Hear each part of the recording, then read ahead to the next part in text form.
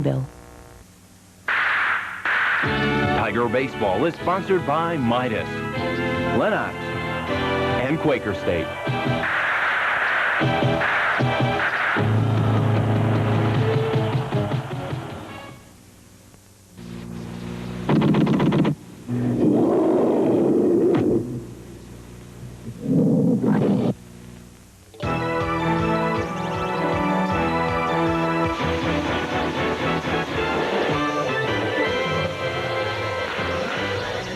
Last night, the Tigers broke an 11-game losing streak in Kansas City. Tony Phillips and Cecil Fielder hit the long ball, and the bullpen closed out Detroit's 5-3 win.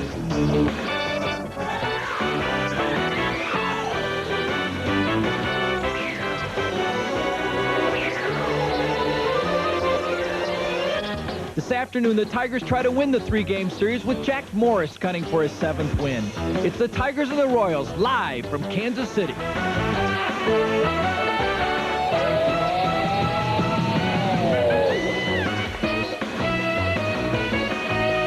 Tiger Baseball is brought to you by Budweiser, Beechwood Age for that clean, crisp taste. This Bud's for you. And by your Metro Detroit and Greater Michigan Ford dealer.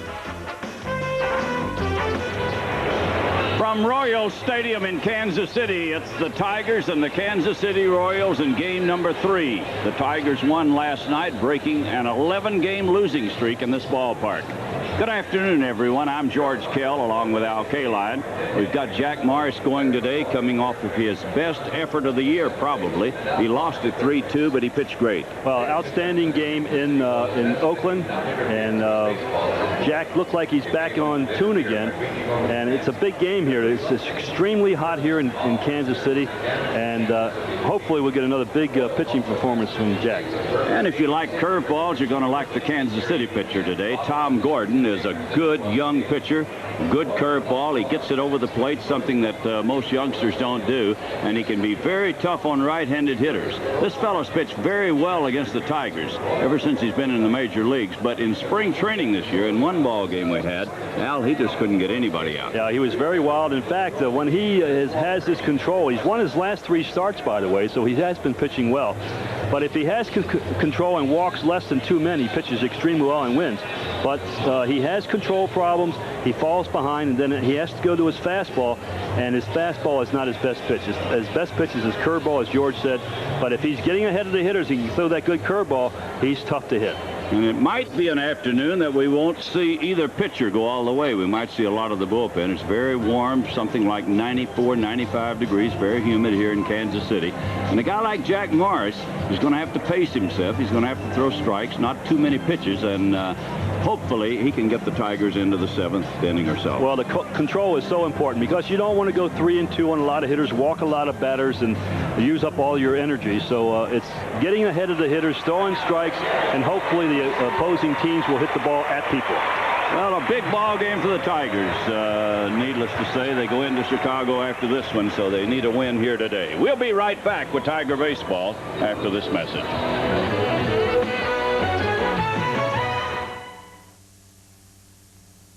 Man, what a day. I could sure use a vacation. Yeah, I'd like to be right here.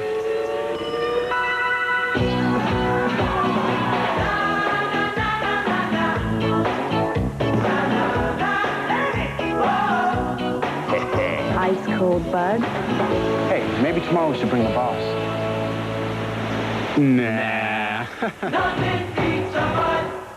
The classic hits, your all-time favorites, the original sandwiches by the original artists in this unique collection, the Big Boy Hit Parade, Juicy Swiss Miss, Tasty Slim Jim, Tender Brawny Lad, and the original Big Boy Double-Decker, imitated but never duplicated. But wait, have a 24-ounce Coke for 99 cents with any Hit Parade combo and keep the Big Boy Classic Cup free. Don't pay hundreds of dollars at other restaurants. Waitress is standing by now to take your order. There's more to love at Big Boy.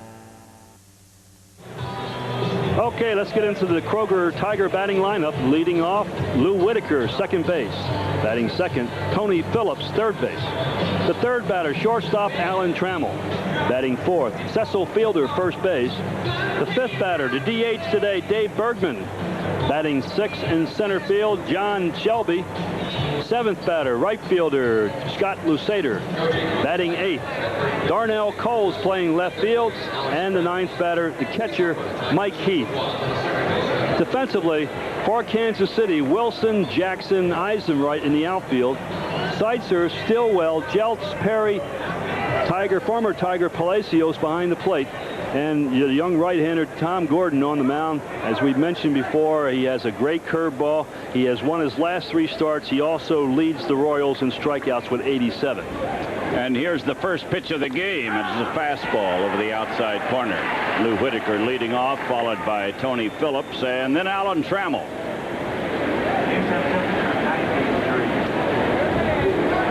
There's his earned run average against Detroit. He really got lit up his last game. He walked, I believe, 4 or 5 in 1 inning and gave up only 1 hit, but a lot of runs were scored off of it. Lou Whitaker batting at 206. Waiting on the 1-1 pitch from Gordon. And he's throwing nothing but fastballs right now, and this kid can throw hard. You talk about his curve and forget that he can still throw hard. He won 17 games last year, but he won 10 in a row out of the bullpen. Then they made him a starter. He struggled some. There's a ball hit deep if it's fair, and it's not going to be fair. Lou Whitaker had a chance, but he pulled it foul. He struggled once he became a starter, and he won 17 and lost 9. But he has good stuff. They like him a lot, which you should. But again, control was very important to him. Ball 2 and strike 2 to Whitaker, the leadoff man for the Tigers. Tom Gordon is ready, and the pitch is fouled away. I was in the clubhouse before the game talking to Whitaker and Tony Phillips, and Whitaker says, can you believe this guy Phillips? He comes down here to the biggest ballpark in the world, and he's hit 2 home runs, and the rest of us can't get one out of here, and this little guy's hit 2 in this series. And Tony the Tiger could only grin at that. Here's one up the middle and a base hit for Lou. He got it just past the glove of Gordon, who looks like a pretty good fielder. He was getting in position to field it, but it got by him before he got the glove up. Batting second, number 4. Take another look at it, and you see Gordon. He's ready, and he just couldn't grab it. So, as Lou did last night when he singled to open the ball game, he's at first, nobody out, and here's Tony Phillips.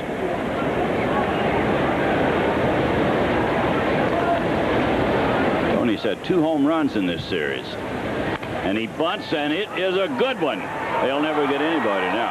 I don't think he would have had a chance anyway.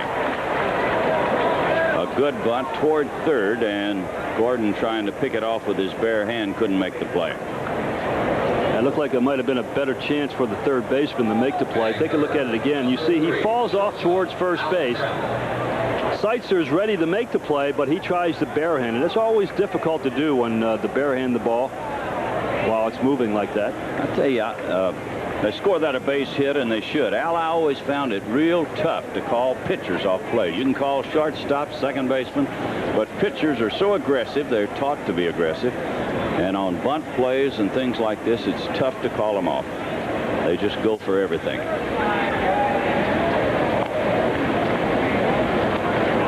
Trammell will bat with 2 on and nobody out. Alan Trammell had 3 hits last night. Moved his batting average back over the 300 mark. And the pitch is high. I was talking to Alan before the game today about playing on the artificial surface and hitting. And he said, well, hitting, that's good. That's fine. But he'd much rather be on grass. You notice when Allen, he'll change his shoes between innings. He'll wear regular spikes to hit it, and then between innings he'll go in and change and put on the rubber bottoms to go out in the outfield. Defensively. Yes. He's waiting on the 1-0 pitch. And a strike. That's Ted Hendry behind the plate today. Larry McCoy is at first base. John Hirschbeck at second. And Al Clark, the crew chief, is on at third base.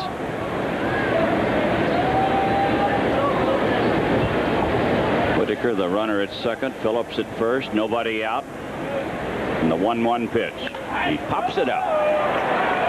He's going to get a big out right here. Infield fly rule is in effect. Trammell is out. One away in the first inning, and the batter will be Cecil Fielder. Batting fourth, number 45, the first baseman, Cecil Fielder. Well, Cecil got his 26th home run last night, batted in 2. And he also had a single as he snapped out of it a bit. Yeah, it took him 44 at-bats in 11 games to hit the home run. Might make him relax somewhat now. 1 ball, no strikes.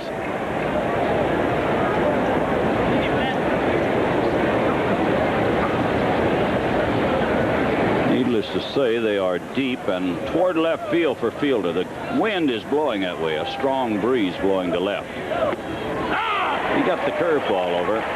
Makes it 1-1. Anything hit from the outfielder's position toward the foul line is going to carry extremely well as the wind blows in that direction.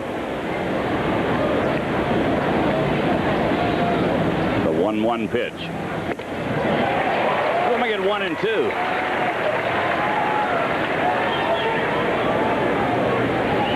Well, the youngster has had very good control here in the first inning.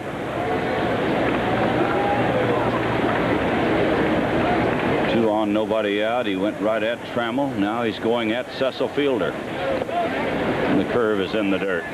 Good block by Palacios. It's ball 2 and strike 2.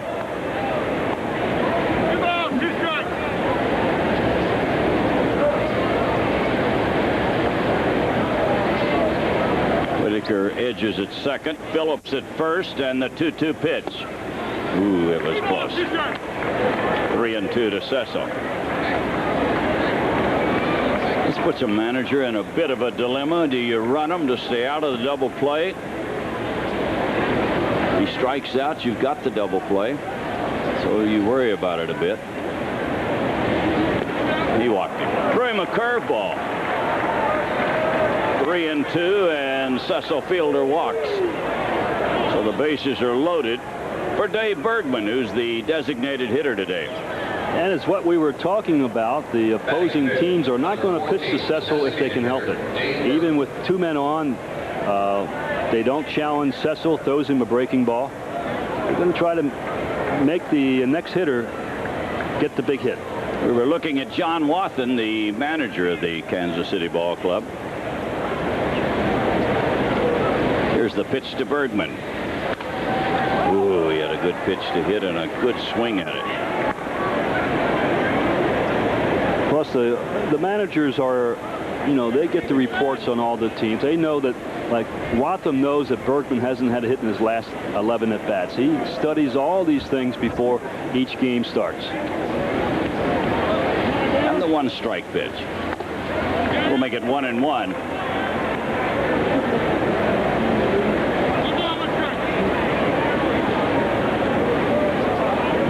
Tom Gordon. He throws hard, works hard on the mound. A 1-1 pitch. Bouncer toward first, off the glove of Perry. That'll get 2 in, and Fielder's going to be held at third base. Well, a difficult play, a very difficult play on the hop to Perry, and it bounded away and into right field. So the Tigers score 2. They charge Perry with an error on the play. There'll be 1 run batted in. Well, Perry comes to the Royals with the reputation of not being a good fielder. And this ball takes a little bit of a bad hop on him. Of course, the first baseman has to get in front of this ball if he can and knock it down. You see there, he tries to play it off to the side. It caroms off. 2 runs scored. And the pitch to Shelby. He swings at one out of the strike zone.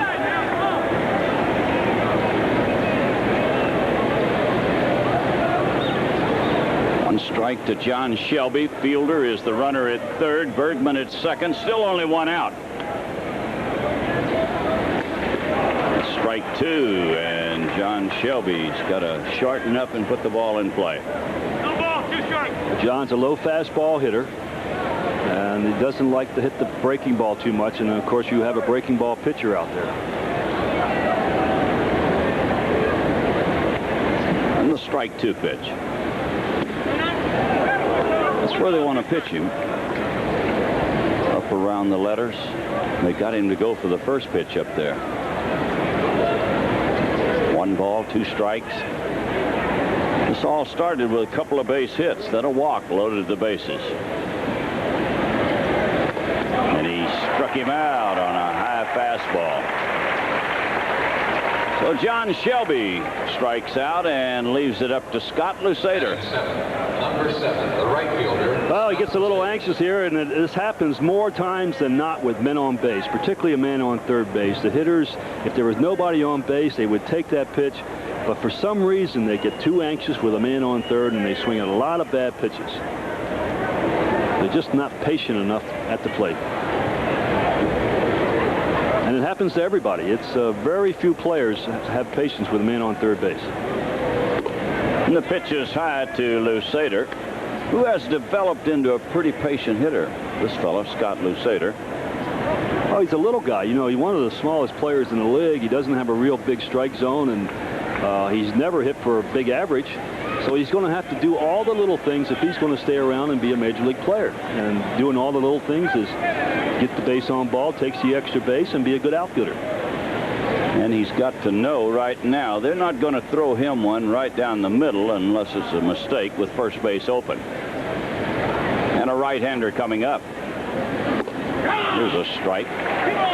Ball 2, strike 1. I asked Scott Lusader, who has struggled somewhat in the minor leagues the last couple of years, how he developed his batting stance. You know what his answer was? No. I used to be a good tennis player in college, and that's the way I used to serve in tennis. Now, can you believe that as an answer? I'd never heard that before.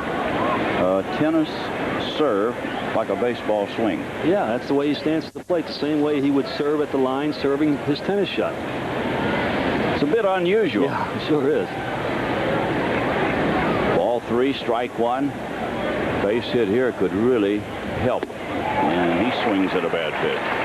It'll make it 3-2. Scotty's going to have to get up in the strike zone and really swing down at the pitch. That ball up there, he has no business ever swinging and missing that pitch. Because that's a perfect pitch to hit the left field. Tom Gordon trying to pitch out of a jam. Tigers have scored 2 here in the first inning. And the 3-2 pitch to Scotty. He hits it down the line, but foul in left field. Scotty left the game last night because of dizziness. He was getting dizzy. He thought he was going to pass out. And boy, in this heat, you just really have to make sure you drink a lot of liquids and eat properly. He was almost forced into service today. Larry Sheets is not able to play. He's got about the same thing, but he thinks food poisoning. And a fly ball to left. That'll get him out of it. Willie Wilson drifts back, makes the catch. The Tigers get 2 in the inning. We go to the bottom of the first, and they lead it 2-0.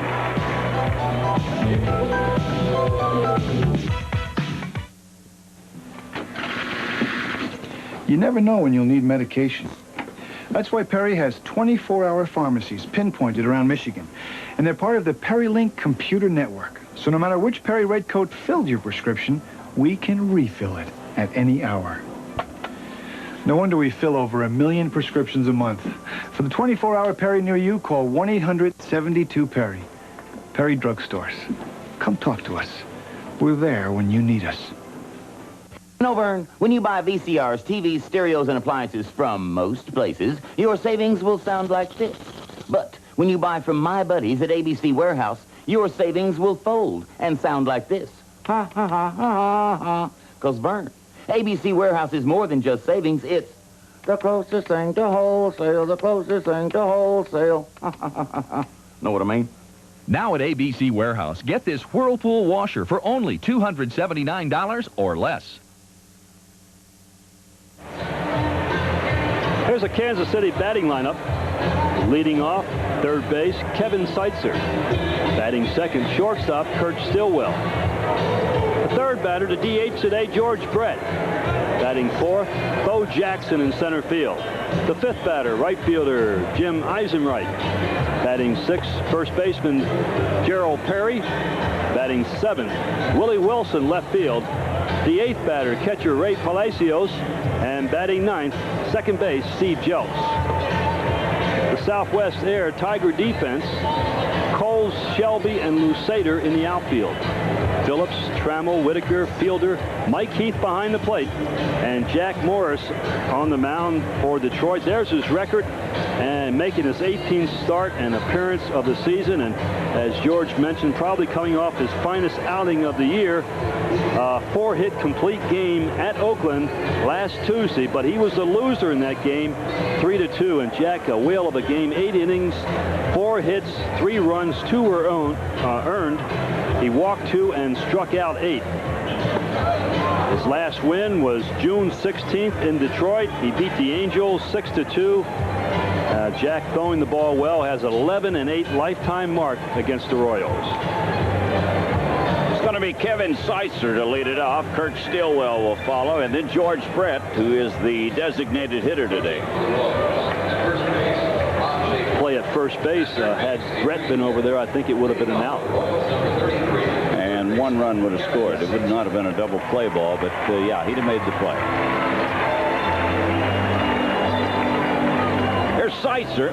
3 hits last night, safe on an error in the 9th inning, so he was on base 4 times.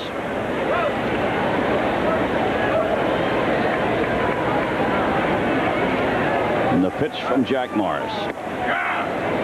A strike, says Ted Hendry. Well, it's happy birthday today. Robert Dufresne from Wayne, Michigan. Dufresne from Wayne is celebrating his 55th birthday. Robert, happy birthday to you. Oh, I'm glad you brought that up. It was my son's birthday yesterday, and I forgot to announce that. My son, Michael. Oh, you are in the dog. I know it. Happy birthday to you, Michael. Daddy will be home the 4th of July. The 4th of July, it sounds like a long time off, but it really isn't.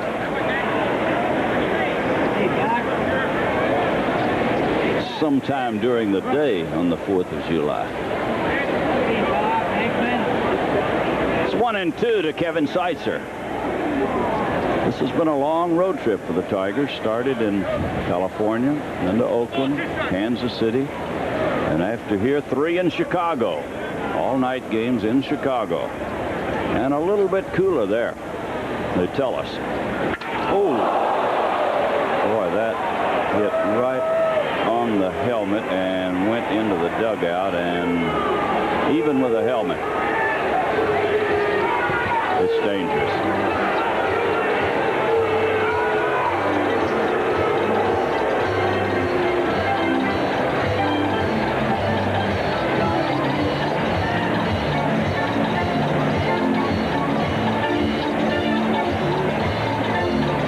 Can you imagine when it played before the helmets? A few careers were ended just on a pitch like this, and the helmet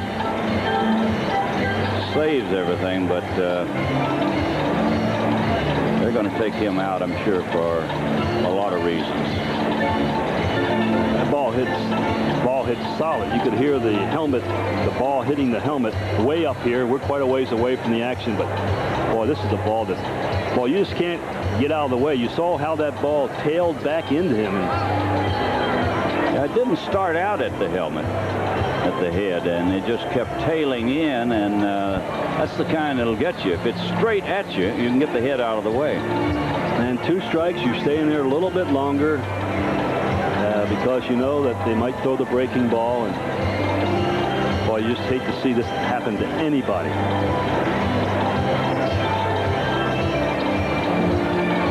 Did you ever get hit in the head, George? Twice the last year I played. Not until the last year, and I knew then. I got it 2 years. I got hit twice, too, but both times when we didn't wear helmets. Oh, I had helmets on. No, I didn't wear it. When I got hit, I didn't get hit in the head when I wore helmets. I got hit in the head when we didn't wear anything. I tell you, this kid wants to play.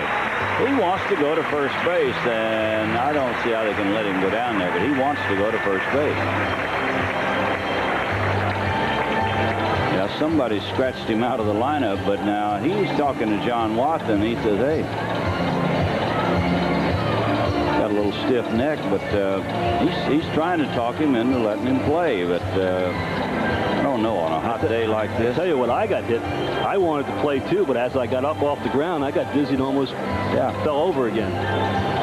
Well, that's a problem, and he's bending over right now. Hey, I got to help him to the dugout, and there's another day coming up. Almost refused to let him play. And that's what they're going to do. They're going to take him to the dugout. You cannot take a chance like this.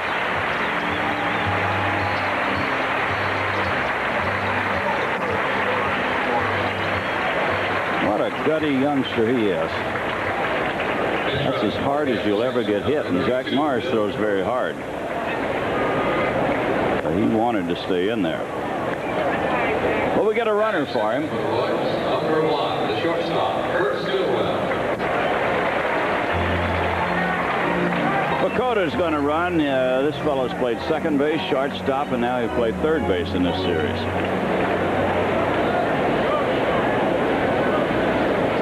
The runner at first base is Bill Pecota. The batter is Kurt Stillwell. We saw him last night in a pinch hitting role, and he hits it high in the air to center field. Misjudged for a moment by Shelby. Now he goes back to get it. John Shelby started in for some strange reason. Well, it could be the background. There's a lot of white shirts in the audience. Ball carries here much better in the daytime than it does at night. Little breeze blowing towards left field. It's the first out of the inning, and the batter will be the designated hitter, George Brett.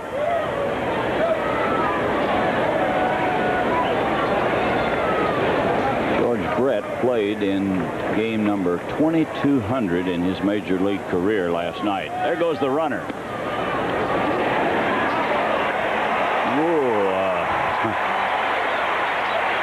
It was a strange play. Trammell caught the ball right on Pecota as he came in, but too late. That's number 3 for Pecota, and he picks a great pitch to go on. This is a straight changeup, and that straight changeup allows him just to get his foot in. If it had been a fastball and the ball was taken by Brett, he might have been thrown out. I'll tell you what happens. Just as soon as Jack kicks that leg, they all run. Anybody with any speed at all, and that's the word around the league. Jack knows it as well as anybody else. They just start running. So as soon as he picks the front foot up, he has to go home. Brett fouls this one away. Makes it 1-2. Boston has a 9-4 lead over Texas in the 5th inning. California and Cleveland are tied at 2. Oakland and Toronto are tied at 1. They're in the 4th inning. Yankees and the White Sox, no score in the 2nd inning. And the pitch to Brett. Fly ball into left field. Darnell Cole's drifting back.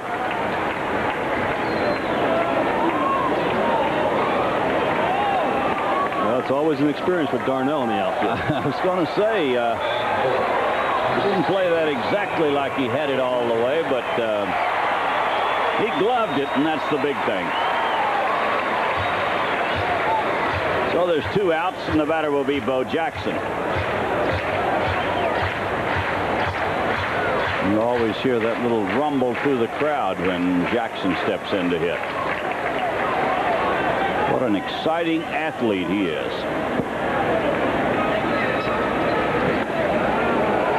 Whether it's baseball, football, Bo knows.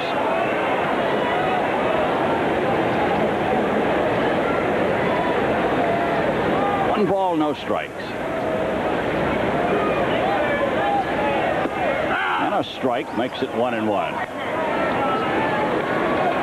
See where Deion Sanders announced he would report to the Atlanta Falcons on August 1st for his football contract. Oh, he's going to penalize the Yankees now because he was sent back to Columbus. He was only batting, what, 126. 126. I mean, how can they do that to somebody only batting 126? I don't understand. Remember how we used to keep our they accused us of keeping our batting average on our wrist, you know. I said, what are you hitting? Oh, I don't know what I mean. He said, look on your wrist. You got it written down.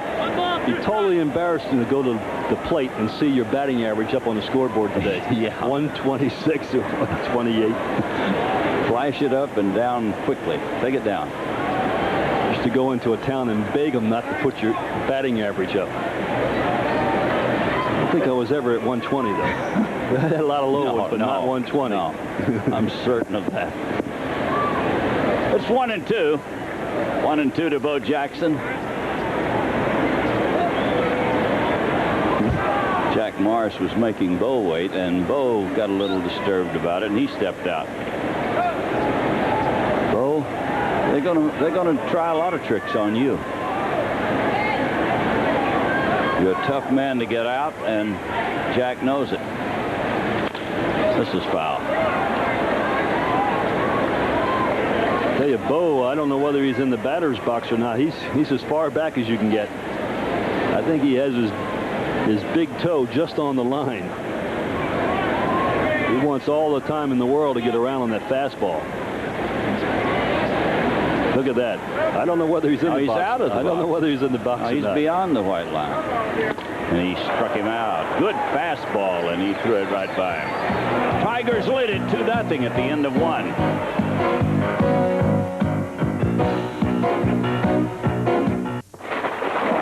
Keeping you informed with weather watches and warnings is one of the most important things we do. So turn to News 3 Weather when you need to know.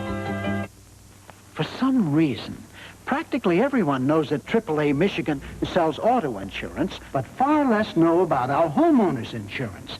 Then it dawned on us. It was this little sticker that put us on the map. Why not promote our homeowners insurance with a slightly larger version? Call us for the agent nearest you and find out just how good your homeowners insurance can be. And tell us what you think about this bumper sticker for houses idea. Growing up in a business is fun. Oh, it's hard work and long hours, but it's building something you can call your own, something you can pass on. It's the pride of ownership that makes you take a little more care because it's your name on the door and the people you serve are your neighbors. We salute the independent Spartan grocers who continue to grow by doing a lot of little things right. When I'm calling you,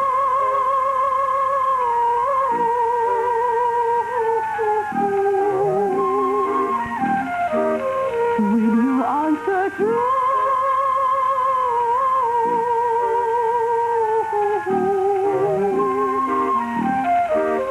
With a greeting card, you can say, I love you. But with America's calling card from Michigan Bell, you can go into detail. Call 1-800-EASY-CALL to get yours. We're going to pause 10 seconds for station identification on the Detroit Tiger Baseball Network. Serving all of West Michigan, this is Channel 3. We're West Michigan Television, WWMT.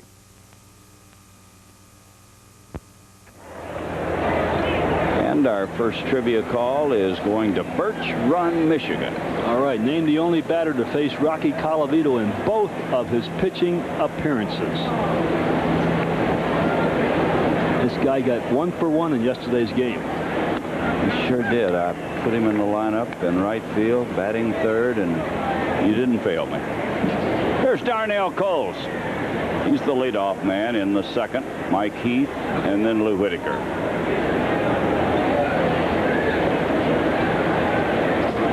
Tom Gordon delivers.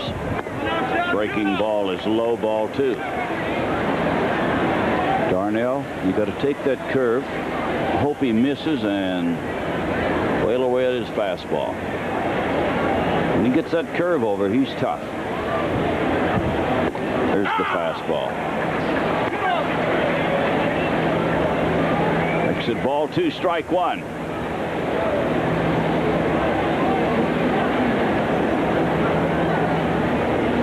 Good shot from center field as we look in to get the signs along with Tom Gordon.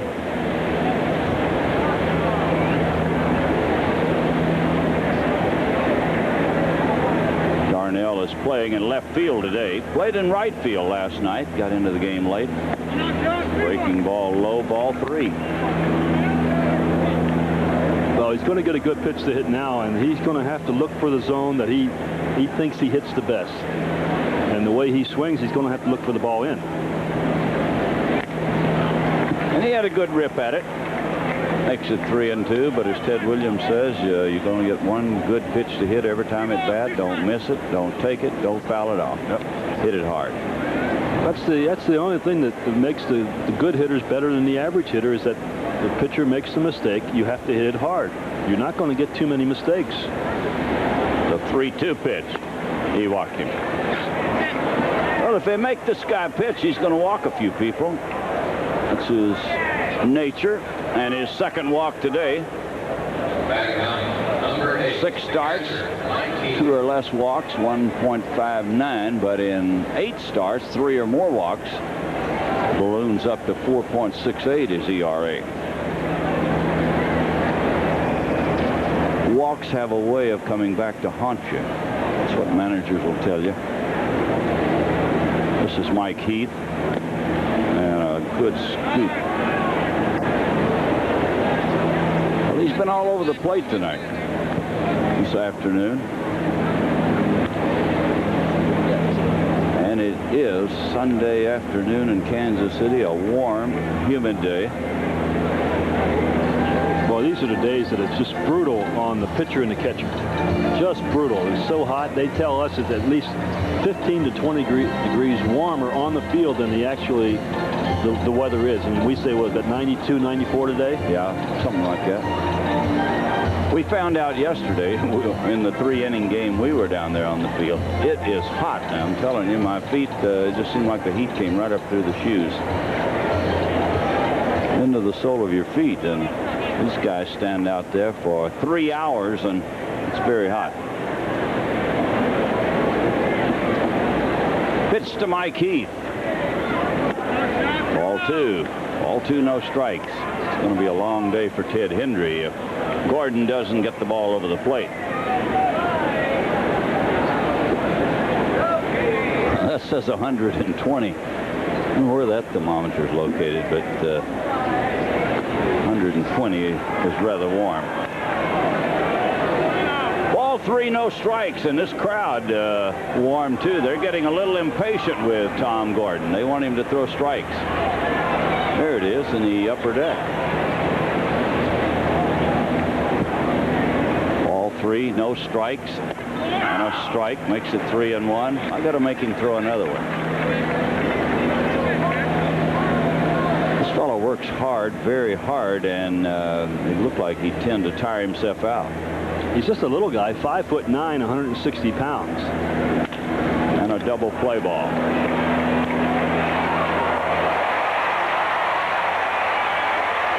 Mike Heath bounces it down to second, and they turn the quick double play, and just like that, Gordon is out of a jam. Let's take a look at it again and see if Mike helps him out. The ball, if it was a strike, was right on the outside corner, and a perfect double play.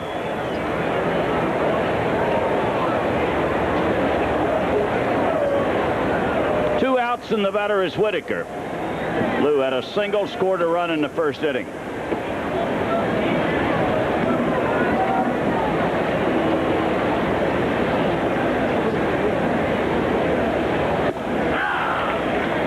Strike to Lou.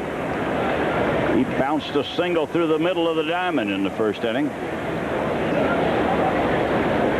And the pitch from Gordon is low, makes it 1-1.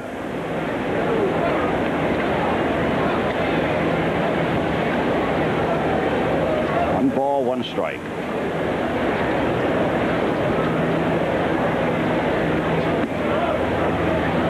Coles walked to open this inning. Mike Heath went to 3-0, then 3-1, and you might say, well, why doesn't the manager make him take a pitch? Well, the manager doesn't want to take the bat out of his hand, but he says, hey, I expect you now to use good judgment. If it's a pitch you can hit and drive somewhere, go ahead. But otherwise, take another one. That's where patience comes into effect again. And it didn't look like Mike had a pitch he could drive. He hit it weakly to second. Here's a bouncer to first, picked off by Perry, and the inning is over. We go to the bottom of the second, 2-0 Detroit.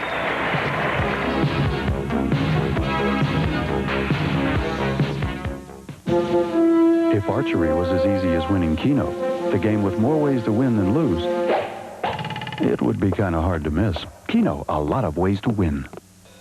Play Keno with a lump sum cash prize of $250,000. You might need a wallet like this. Keno, a lot of ways to win. Even when nothing matches, you're not a loser when you play Keno. Match 0 and get a free $1 instant ticket. Keno, a lot of ways to win. Hey, come on. This is any way to spend the summer. No. Make it a Bud summer with Budweiser, Bud Light, and Bud Dry. Chicken side 12-packs, and you could win one of 100 Bud label pools. Look for me, Jeff Altman, where you buy your favorite beer, because we're giving away pools all summer long. It's wet. It's wild. It's Bud summer. Hey, man, you need sunscreen. You're starting to peel. Woo! Why don't you love me like you used to do? Commitment. What did she call the last 11 months?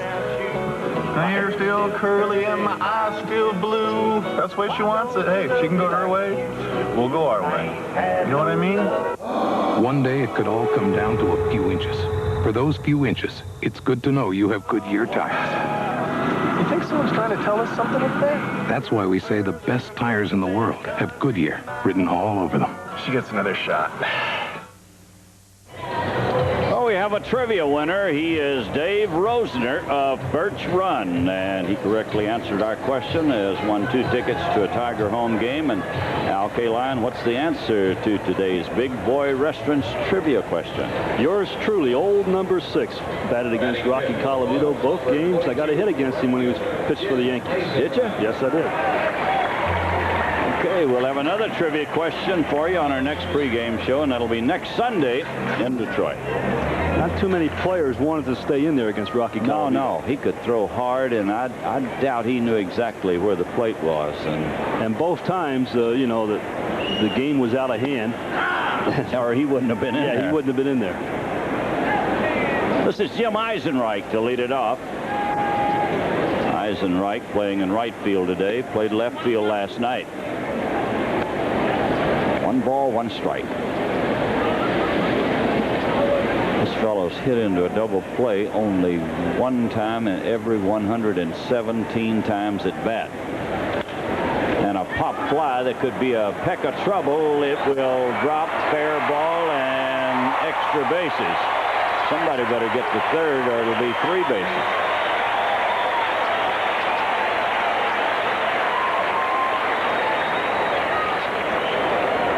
Nobody could get to this one. Boy, nobody. Everybody went as hard as they could, and neither of them could catch up with it. Ball almost bounced into the seats, but they all stayed with it. Trammell fielded it and held him to a double. So the leadoff man is at second, and the batter will be Gerald Perry. That's the 15th double of the year for Eisenreich.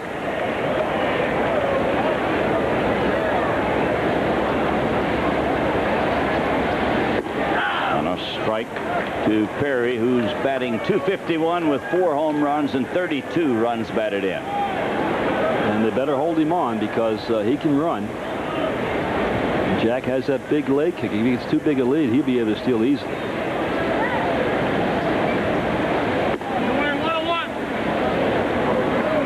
One ball, 1 strike. They play Perry to pull the ball, which means Whitaker's far from the bag at second, and it's up to Alan Trammell to hold him close. And he's being harassed a bit by Trammell. Ball 2, strike one.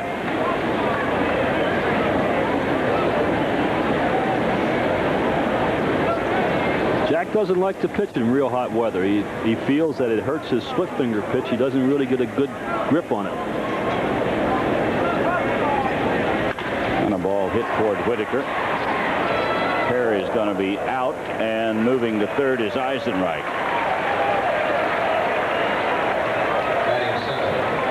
Well, Gerald Perry does his job. He hit it to the right side of the infield. He'll give Willie Wilson a chance to drive in the run.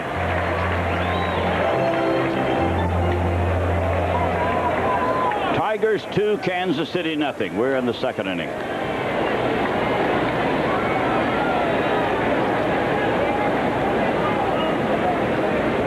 Willie Wilson is a switch batter.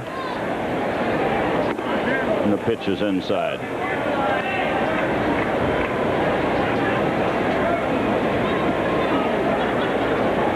This fellow's been a good one. He is approaching the twilight of his career, but he's been a good one. Fine center fielder, a good leadoff man. 17th on the all-time stolen base list. 604 steals lifetime. Here's the runner at third, Jim Eisenreich.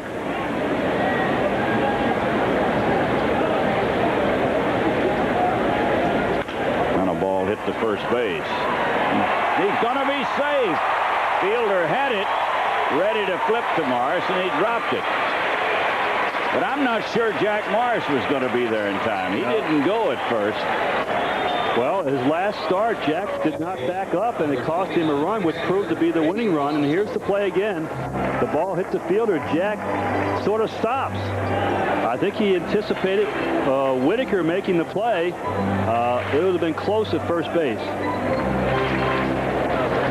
There'll be an error charged against Fielder for bobbling the ball. In to score comes Eisenreich, and it's a 2-1 ball game. And you got the potential of a man going to second base immediately. Immediately, yes.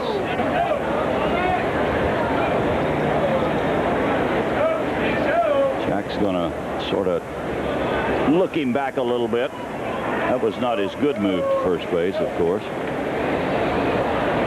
Really, the only thing you can hope for if they can guess right and pitch out. And a strike.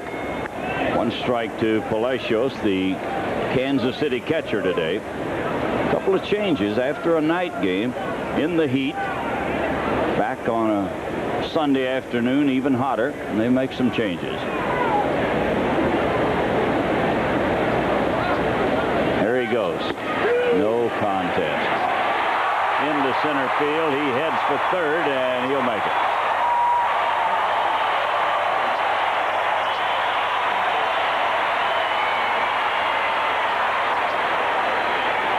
Well, that's stolen base number 17 for Willie. You see the big jump. He's almost halfway before the ball gets to the catcher. Then the errant throw over the head of second baseman Lou Whitaker. And he gets up and goes to third base. And the tying run is at third with one out. And it's strike two to Palacios. He needs a big strikeout here. Hold that runner at third. They're going to move the infield in. Barkey says, let's try to cut down the tying run. Ground ball toward Whitaker, and Wilson not going to score. Can you believe it? I don't know. I don't understand it. Can you believe it? With his speed, he didn't go home. Boy, Lou going towards first base. No way he could turn and get to Speedy Wilson if he decided to go. For some reason, he started, he stopped, he started again and went back to third base. Lou, I don't think, would even have looked to home plate. No, he had no chance. Watch, the ball is hit. He breaks. Well, we're not going to see it there, but look, Lou has to go towards first base. He wasn't even looking towards home plate. Lou was content to get the batter, and that's a second out, and here's Jeltz. And he takes a strike. So the Tigers catch a break. The speedy Willie Wilson, who runs at will and did not run from third base. A one-strike pitch. Strike two. Ed Hendry says, no doubt in my mind it's strike two.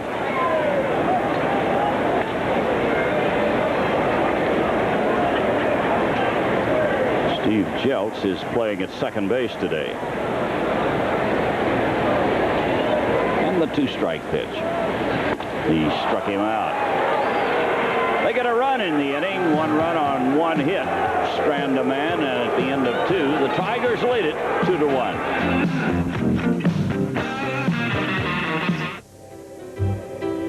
Try the hot dogs so full of lean, fresh meat that they plump when you cook them. Ballpark Franks. Handsome carrying case not included. Sure, your soft drink may be sugar-free, but what about your hot dog? Ballpark Franks, the only national brand that's sugar-free and no caffeine. This is the Greater Michigan Ford dealer's computer. Let's print out what's on sale this week. This could take a minute. For a limited time, hundreds of new Fords are priced under $10,000, like Tempos, Escorts, and Rangers. 19 models in all, with payments as low as $118 a month. Let's ask what's not on sale. I guess they don't ask that around here. Hurry to your Greater Michigan Ford dealers. We're going to take a look now at the Perry Drug scoring summary. In the first inning, the Tigers loaded the bases, and Bergman's ground ball got away from Perry at first base, scoring Whitaker and Phillips. Tigers 2, Kansas City nothing. Then in the second inning, Fielder's error allowed Eisenreich to score from third base. Makes it a 2-1 ball game. The Tigers in the lead. What you need, Al, right there. How about that? Fan. Him to your monitor. What a way to stay cool.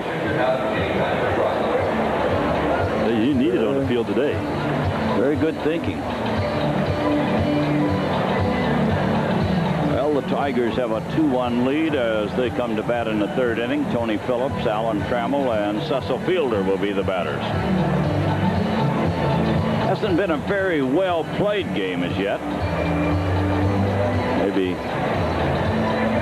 the way these two clubs have been playing most of the year, but not well played. Perry letting the ground ball get away. 2 runs scored on that.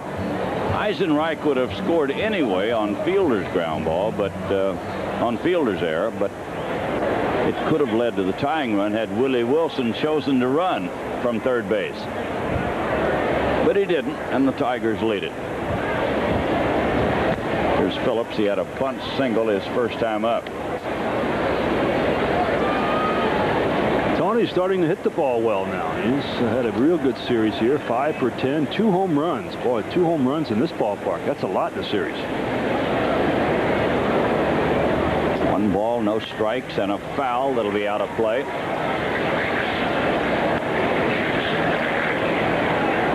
Debbie and Kathy Manning from Alpena, Michigan are here today. Dale and Lisa Parker from Blue Springs, Missouri. They're in Blue Springs. They're from Union Lake, Michigan. Jim Larson and his family from Portage on vacation at the ballpark. They've got a warm vacation.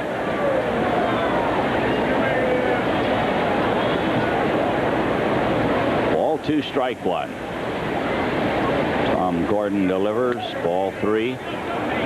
The Hummels and the Stalters from Lake Odessa, Michigan on vacation.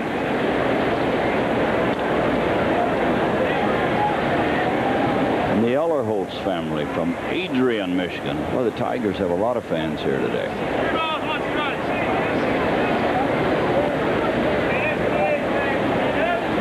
Ball 3, strike 1. Tony Phillips trying to get on to lead it off here in the third inning. And he pops it foul, out of play.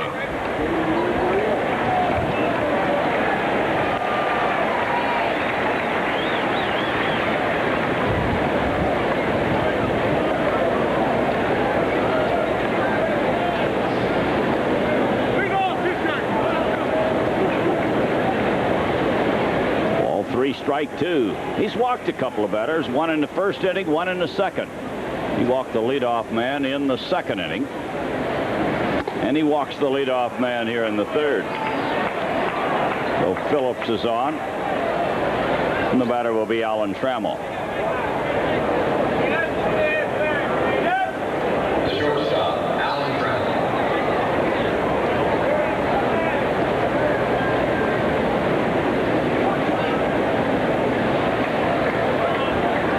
among the leaders in hits and also in RBI.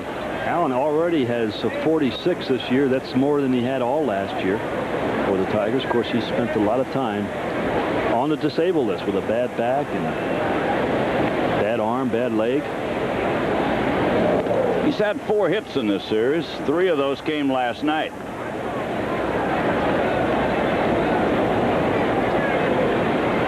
And watch Phillips now. They work together, Trammell and Phillips, on the hit and run play very well. Tom Gordon thinks he's getting a big lead over there, and he is.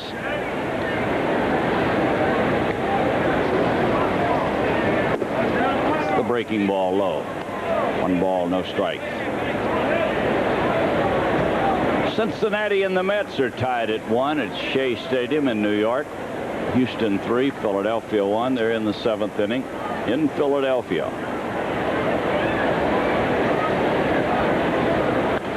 Allen fouls this one away.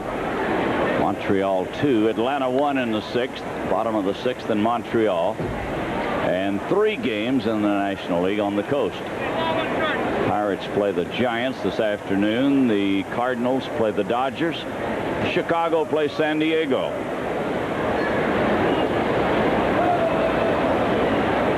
One ball, 1 strike.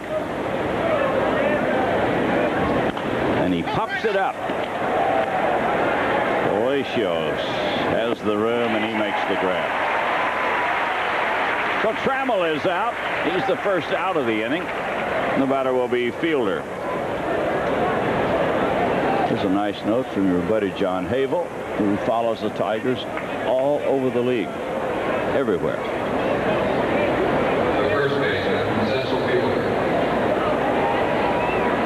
Here's Cecil. Drew a walk in the first inning. That walk loaded the bases, set the stage for the ground ball. They got away from Perry to score 2 runs.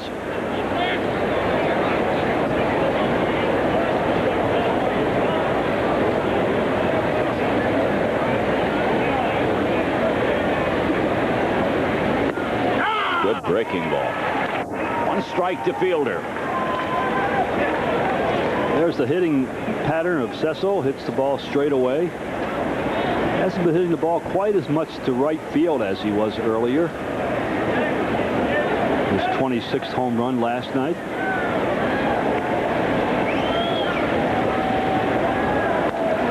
This one gets away, but no advance. Tony didn't pick it up in time. Palacios jumped all over it, holds him at first base. Well, you'd like to see Phillips at second. It takes a little pressure off Fielder. He doesn't worry about the double play ball with the runner at second base. This one outside. Ball 2, strike 1.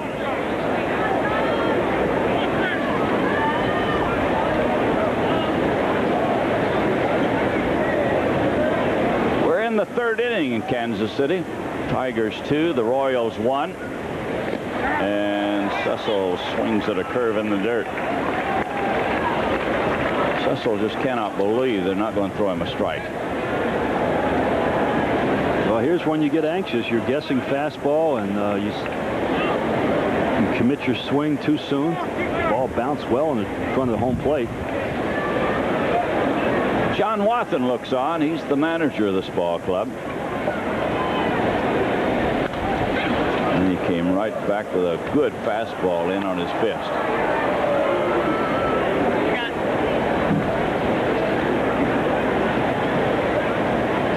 "65 runs batted in for Cecil Fielder."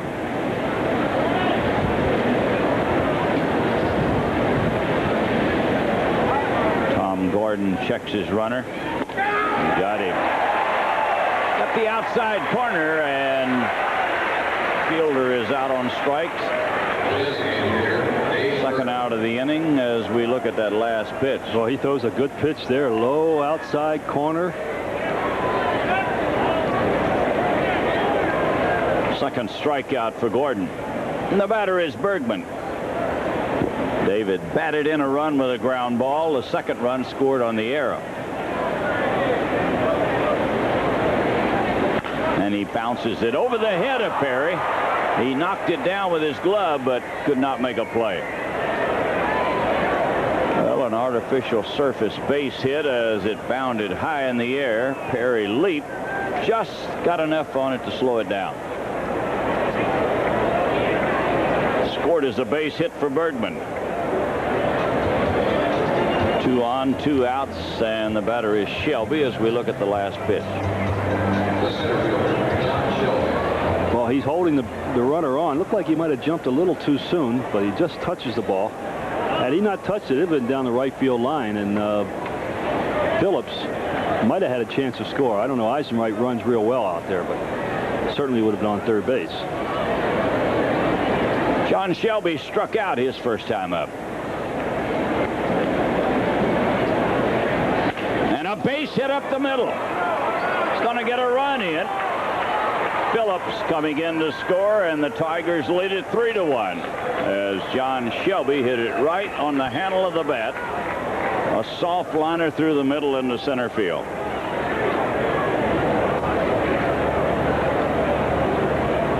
You're absolutely right. They have been throwing John all curveballs the first time at bat. This time he throws him a fastball, hits it on the handle of the bat, and you see there, it just did not even hit in the outfield. I can't say outfield grass because there is no grass here, but just able to split the shortstop and the second baseman.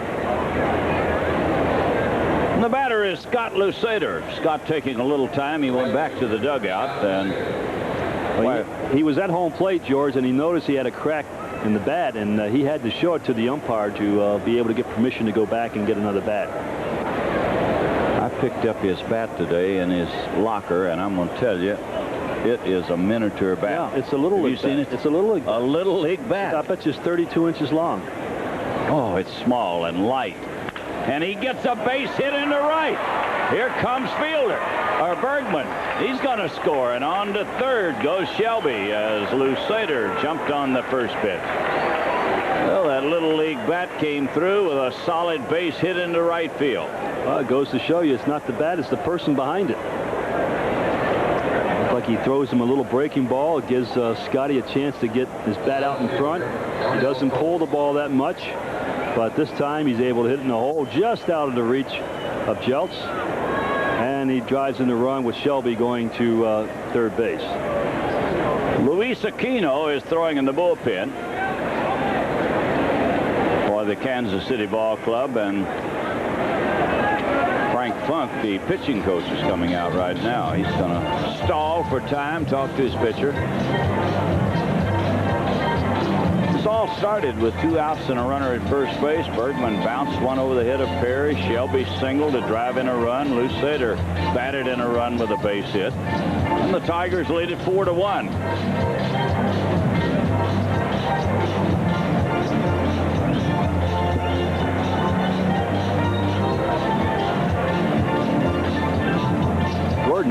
Really not pitching a bad game. They're not hitting him that hard. Of course, he has walked 3 men, and I thought the play at first base, Perry should have made the play. Yeah. Even though it hit his glove, it looked like he had plenty of time to knock the ball down and make the play. Yeah, they're not hitting the ball that hard, and they're not catching the ball behind him. Jack Morris says, I sympathize with you, but good luck. It's happened to Jack a lot this year. 1 strike to Darnell Coles. Tigers have them at first and third, 2 outs, 2 runs in. And strike 2 to Darnell.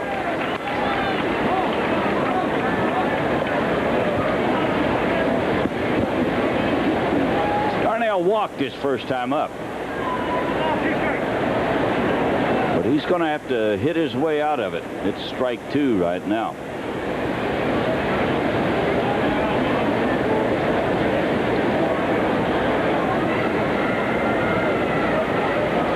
Tom Gordon checks his runners. Got it over but low. That'll make it 1-2.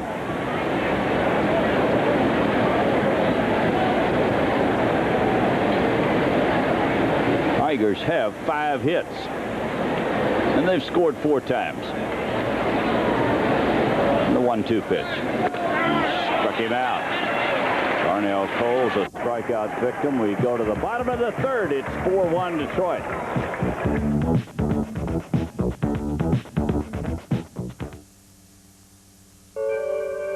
There's something new coming to you from Budweiser.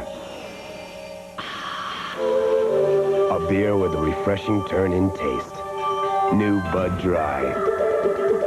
The first beer cold filtered for smooth draft taste and dry brewed for no aftertaste. Now that's a refreshing thought. Smooth taste, no aftertaste. Try Bud Dry. State Farm tracks dangerous storms. That helps State Farm agents like me deliver fast claim service. You see, before a catastrophic storm can threaten your home, our national coordinators are tracking that storm and sending in special disaster claims crews. Our local claims people are already gearing up. A hurricane or a kitchen fire, State Farm moves fast. It's a big reason we insure more homes than anyone else. State Farm is there. Hello, you've reached Linda's Dog Obedience School. Please leave a message at the tone. Hi, guys. It's me, Linda. How are things at the office? You keeping busy? Duke, if I can tear you away from that project you're working on, I'd like you to tend to the mail. As for the rest of you, please straighten up the office. Remember, we've got that training seminar this afternoon. See you later. To stay on top, you've got to stay in touch. So call and check in. It's a good business practice, no matter what business you practice.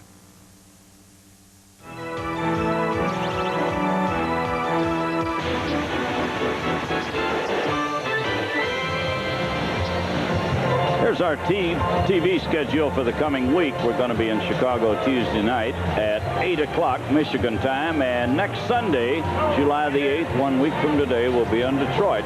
At 1 o'clock, Kansas City will be in town. Now, this is heat waves on the playing field right now. Gives you some idea of how hot it is out there.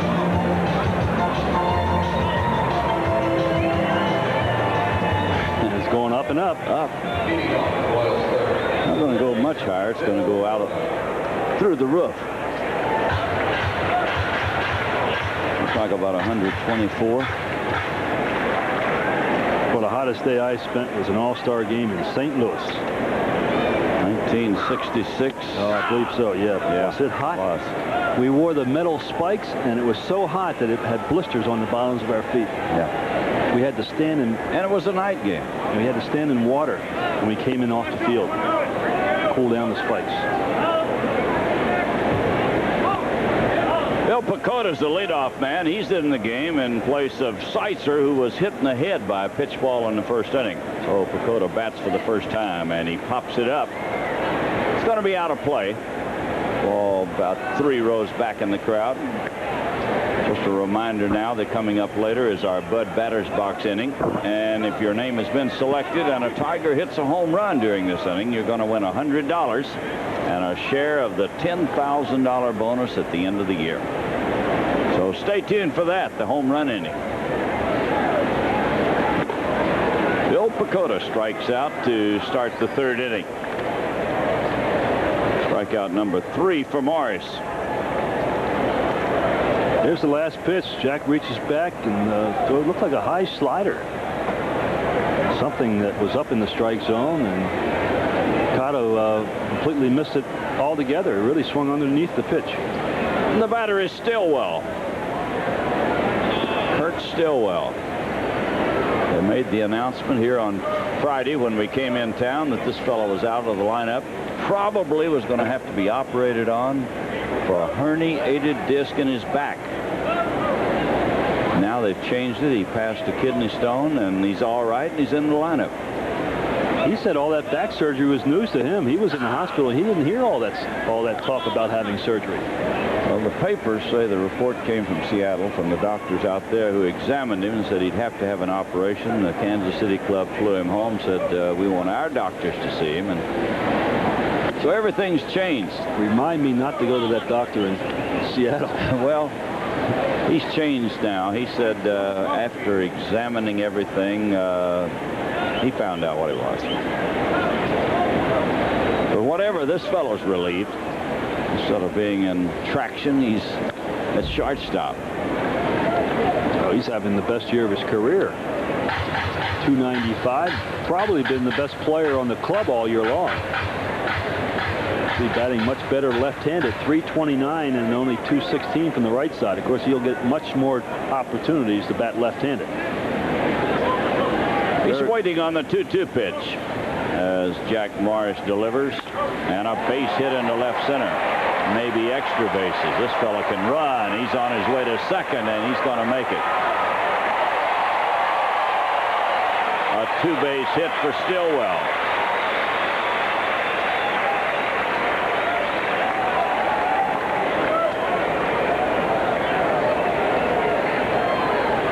Well, he threw it exactly where he wanted to. He threw it inside, and he just fights the ball off, hits it into the left center field. Great speed by Stillwell. Slides, I don't know why. I don't know why. I was wondering. Well, he wanted to get his uniform dirty. His 20th double this season. Well, the throw was nowhere near second base, and he went in sliding as George Brett steps in. And a pitch outside. Brett flied to left field his first time up. 4-1, the Tigers lead it. We're in the third inning.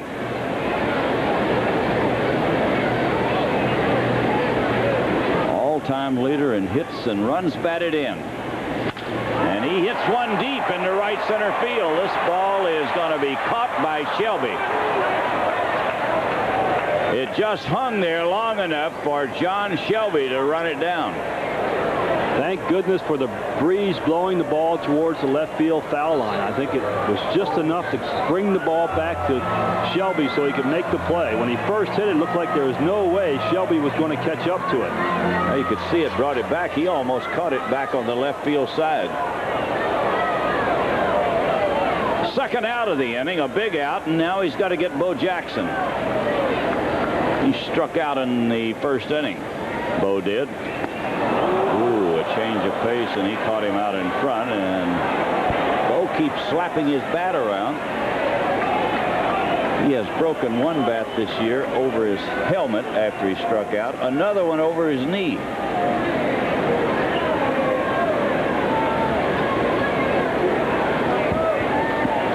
Leads the Royals with 34 runs batted in and 46 runs scored.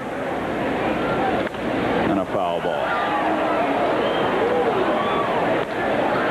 Jack Morris would seem to be in command right now. Bo cannot look for the change of pace as hard as Jack throws. I think he'll be throwing the changeup. He might throw in the split finger pitch, but the straight changeup you can at least get a piece of it. Strike two to the big guy. Runner is second, 2 outs. And the pitch to Bo. He struck him out. Nope.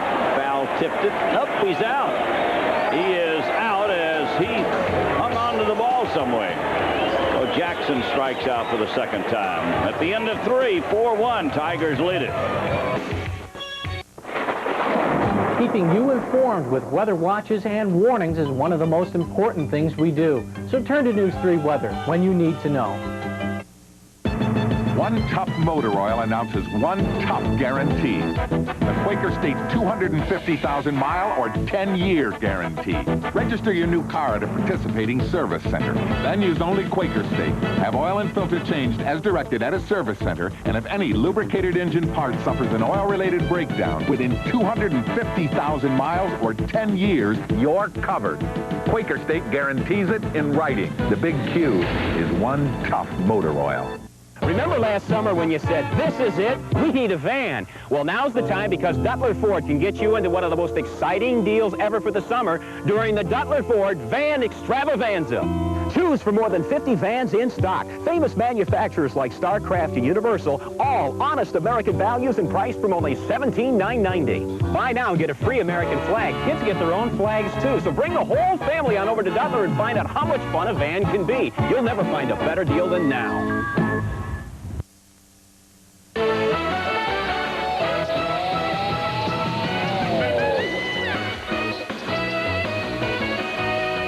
Tiger Baseball is being brought to you by your Metro Detroit and Greater Michigan Ford dealers. By Kroger, go Krogering for low prices every day. By Taco Bell, where great food meets an even better price. And by Southwest Air. Enjoy the convenience of new Detroit City Airport, minutes from downtown and the northern suburbs. Fly Southwest Airlines. Well, a new pitcher for Kansas City, Luis Aquino. 14 games, 2-0, 3.65 earned run average. Luis spent his first full year in the big leagues last year. He was traded from Toronto to the Royals for outfielder Juan Boniquez in '87. Last year with Kansas City, 6 wins and 8 losses. He split time between starting and relief pitcher. He started 16 times and was in 34 games altogether. He's a guy that throws a lot of different pitches. Fastball, slider, curveball, you'll throw from all over. And pretty good control. So Luis Aquino comes on in the 4th inning. He'll be pitching to Mike Heath, Whitaker, and Phillips. The Tim Campbell family from Paw Paw, Michigan, in the ballpark today. And the Graham family from Toledo, Ohio, great Tiger fans. Here's Mike Heath, batted into a double play his first time up and fouls this one away. Tigers got 2 in the first, 2 in the third. Kansas City scored 1 in the 2nd inning. Mike Heath has not been below .331 all year. He had a good rip at that one. 2 home runs, 14 runs batted in for Mike.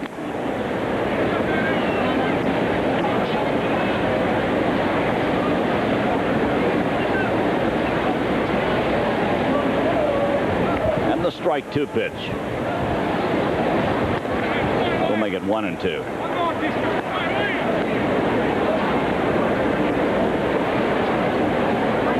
One ball, 2 strikes, nobody out. Count goes even at 2-2.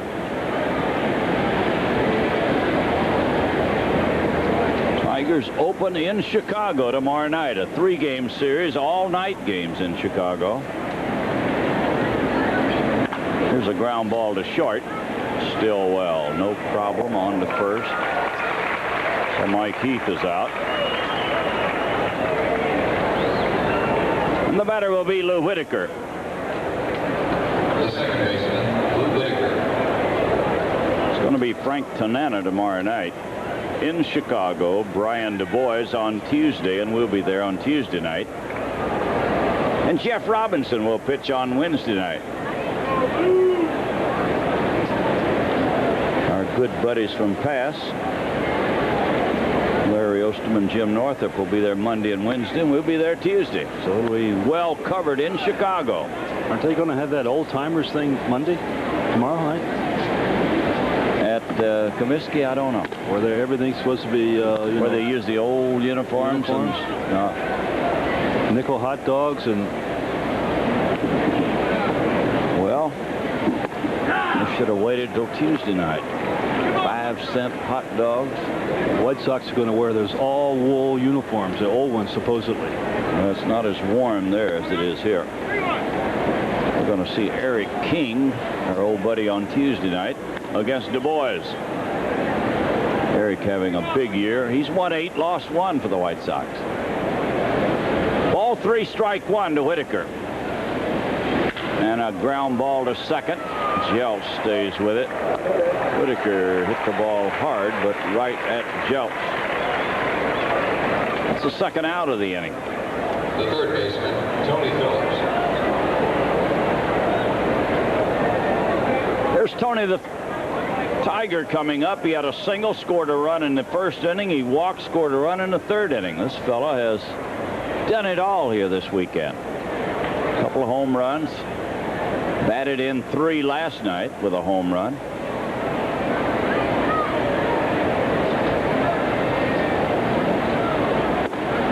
And a pitch inside.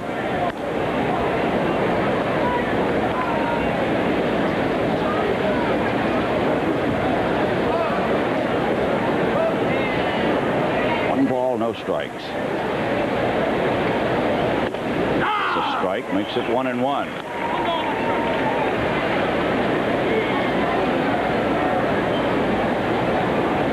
His base hit was a bunt single in the first inning. And the 1-1 pitch. Strike makes it 1-2. Boy, there's no doubt about it when Ted Hendry called it.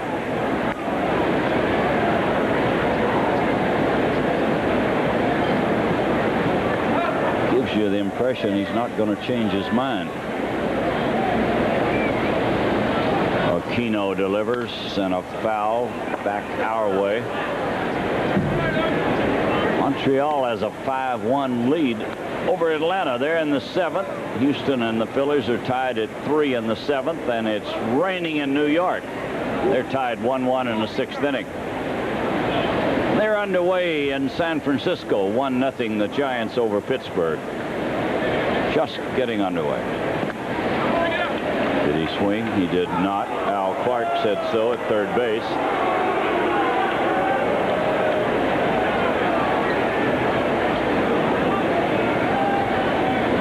To be one of the biggest plays in baseball. The appeal play to the umpire at first or third base on the check swing.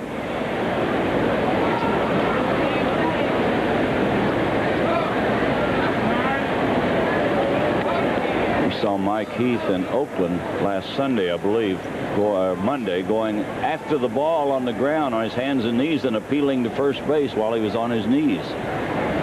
Here's the 2-2 pitch. Ground ball to second. It's going to be an easy inning for Aquino. We go to the bottom of the 4th. It's 4-1 Detroit.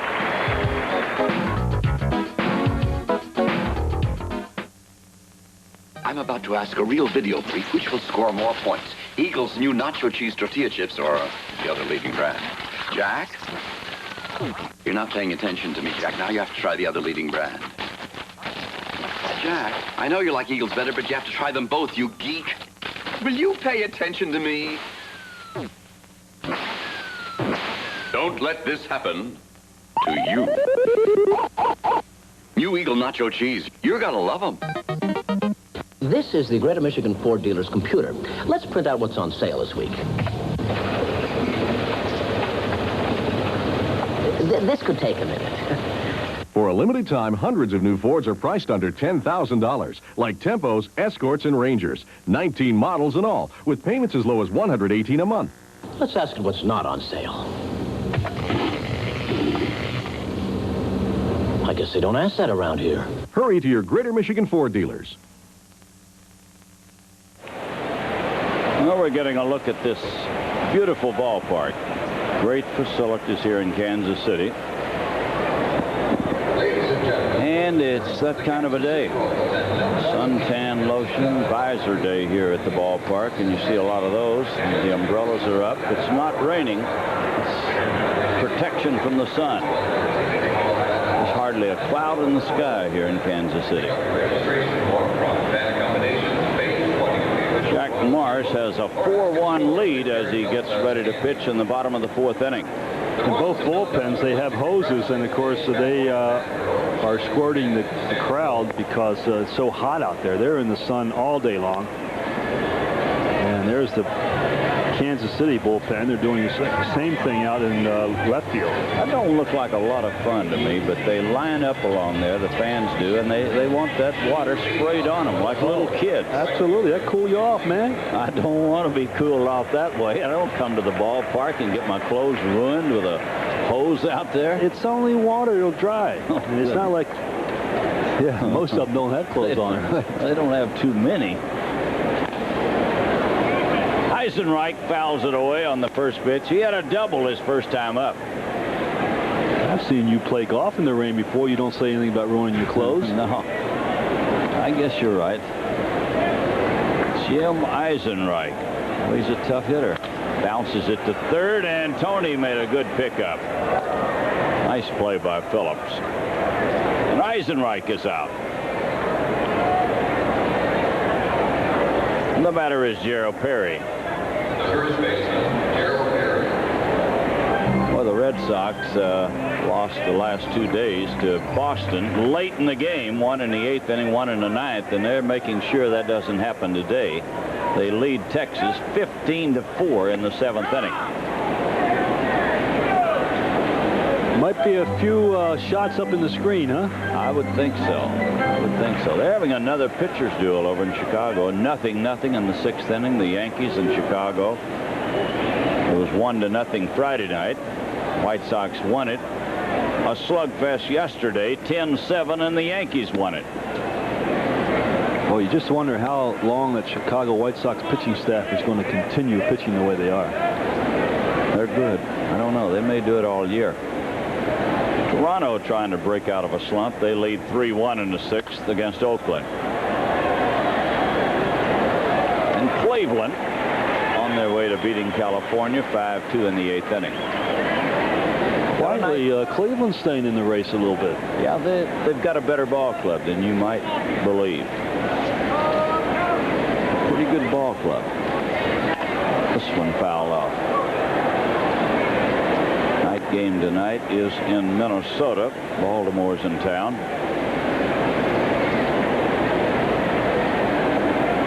Jack Morris trying to pace himself in the heat. Getting ready for the pitch to Perry, and he struck him out, and there goes the bat into the dugout. So Gerald Perry is a strikeout victim. Big John Mayberry, and I say that very politely because he is big. Big John is the hitting instructor over here. I tell you, he could drive a baseball with the best of them. Here's Willie Wilson. He batted in a run with a ground ball, then he was safe on an arrow.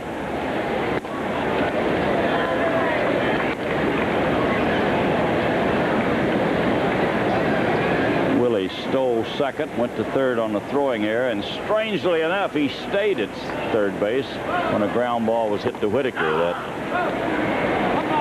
he could have scored on with ease, but he didn't elect to go. That would have tied the ball game at the time, and it upset the fans here a little bit. You could hear boos rumbling all through the stadium. No swing. It's ball 2 and strike 1.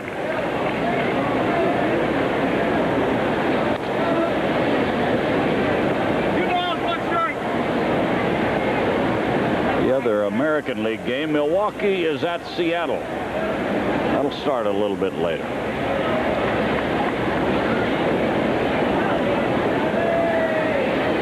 A 2-1 pitch and a foul into the crowd. And a pretty good crowd, not nearly what we had the last 2 nights. 37,000 plus on Friday night, 34,000 plus last night, and maybe 25,000, 24,000 today.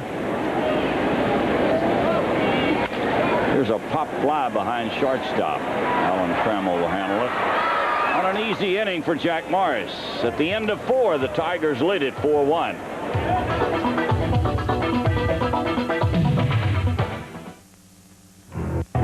Since 1951, Hudsons have won 79 NASCAR competitions, Plymouth's 190, and Chevrolet's 341. And one gasoline has fueled more of these than all other brands combined, Unocal 76. The same quality and winning spirit also goes into the one car we care about fueling most, yours.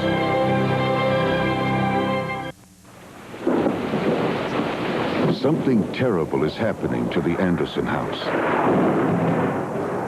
Rain is seeping into the wood, and that can cause mildew, or worse. All stains start out protecting, but Cuprinol stain and wood preservative keeps water beading up and rolling off, twice as long as the other leading stain. Stain with Cuprinol, when it's wood against weather. Nothing beats it. Nothing beats it. The one and only. Nothing beats it. The clean, the crisp, the cold. The king of beers. Nothing beats the bud. Nothing beats the king of beers. Nothing beats the Budweiser. Nothing beats the Bud. Okay, let's pause 10 seconds here for station identification on the Detroit Tiger Baseball Network. Tonight on News 3 at 6, a warrant has been issued in a West Michigan murder and a tearful reunion after more than 2 decades of separation. That story at 6. Here come the Tigers in the 5th inning. Alan Trammell, Cecil Fielder, and Dave Bergman, the batters. Alan's 0 for 2. They'll all face Aquino for the first time. He came on in the 4th inning. He's got the Tigers 1-2-3. Luis Aquino. They got him from the Toronto Ball Club. And a strike.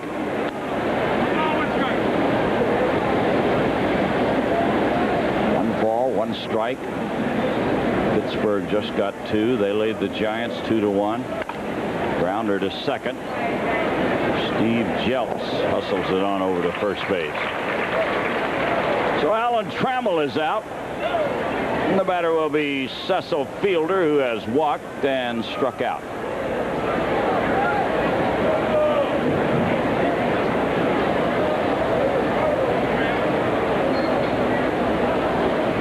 The first baseman, Cecil Fielder.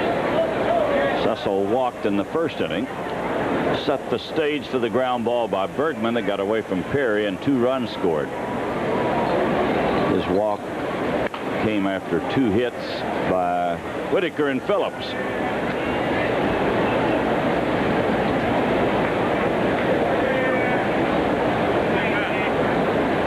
Everybody's starting to walk a little bit slower out on the field and move a little bit slower, aren't they? I believe it.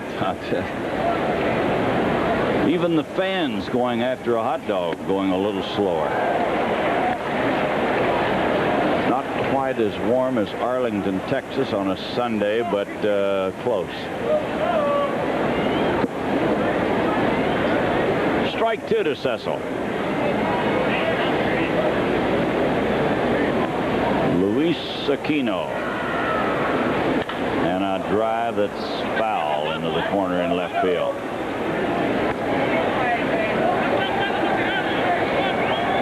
He didn't make a very good pitch on field. He got away with one there. He threw an off-speed pitch that hung right in the middle of the plate or inside part of the plate. And Palacios is really yelling out to him, hey, you got to work a little harder, bend that back, get it down. Ooh, another pitch inside. Makes it 1-2 to Cecil.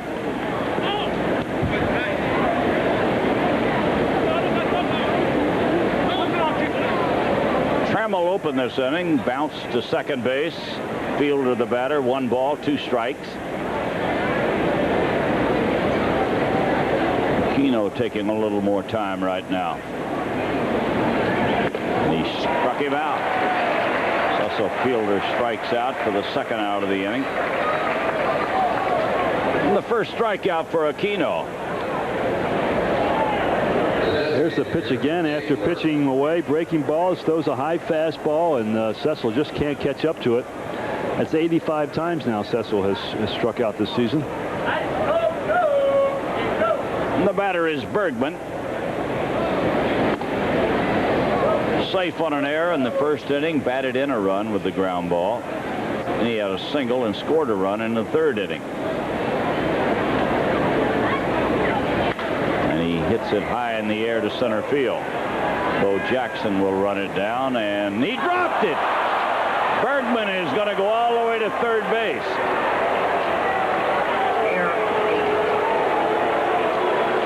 Bo Jackson just kept drifting with the ball, and then he dropped it.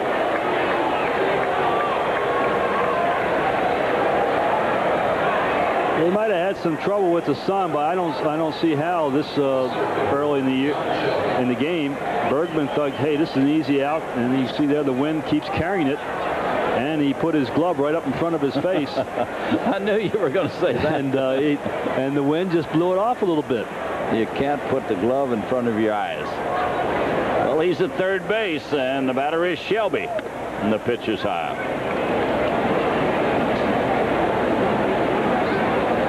He could have had some trouble with the sun. It's directly in center field, behind home plate now. Here's a base hit, and it's going to cost him a run. It'll happen every time. A three-base error by Jackson, followed by a base hit by Shelby, and the Tigers lead it 5-1. Right fielder, Scott Lucier. Second run batted in for John Shelby. And the batter is Lucier, who singled and batted in a run his last time up.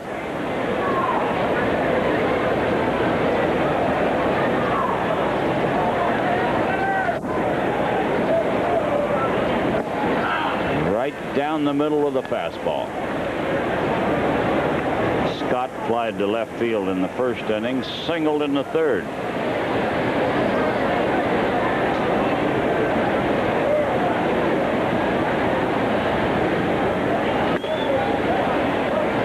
Only at 1-1.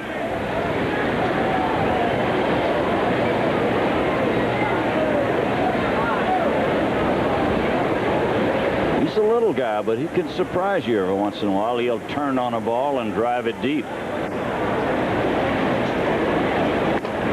Pitch outside, ball two. He's going to get one to hit right here. Could be a good chance to let him run and hopefully maybe hit one in the gap where he could score. If they throw him out, you got the little guy leading off next inning.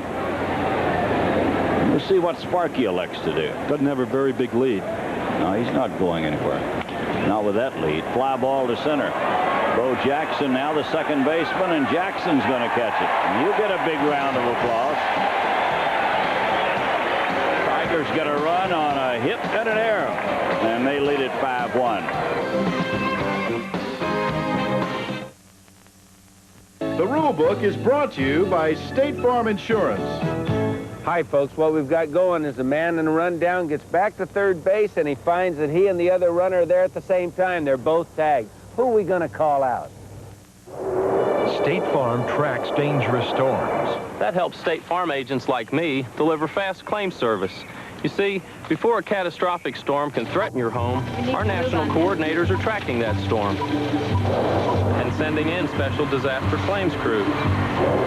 Our local claims people are already gearing up. A hurricane or a kitchen fire, State Farm moves fast. It's a big reason we insure more homes than anyone else. State Farm is there. Just remember, anytime two runners occupy the same base at the same time, the lead runner owns that bag. The following runner, if tagged, is out. All right, folks, see you next time. State Farm Insurance. Like a good neighbor, State Farm is there.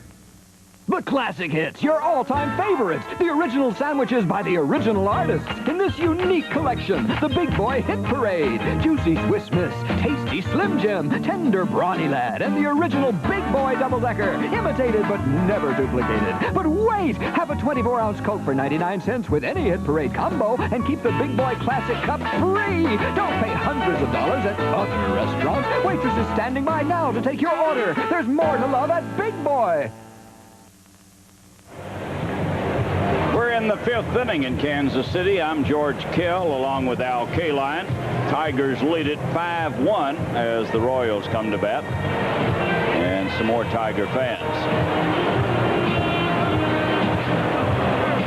I want you to look around now. I was looking around at the crowd just a moment ago. You and I are the only two guys in the ballpark with coats on today that wore coats to the ballpark. You got to catch a plane. I don't know what my excuse might be, but it's a shirt sleeve crowd and not too many shirts. I wonder why everybody looks at us like we're crazy when we're coming and going from the ballpark. With a coat and a tie on.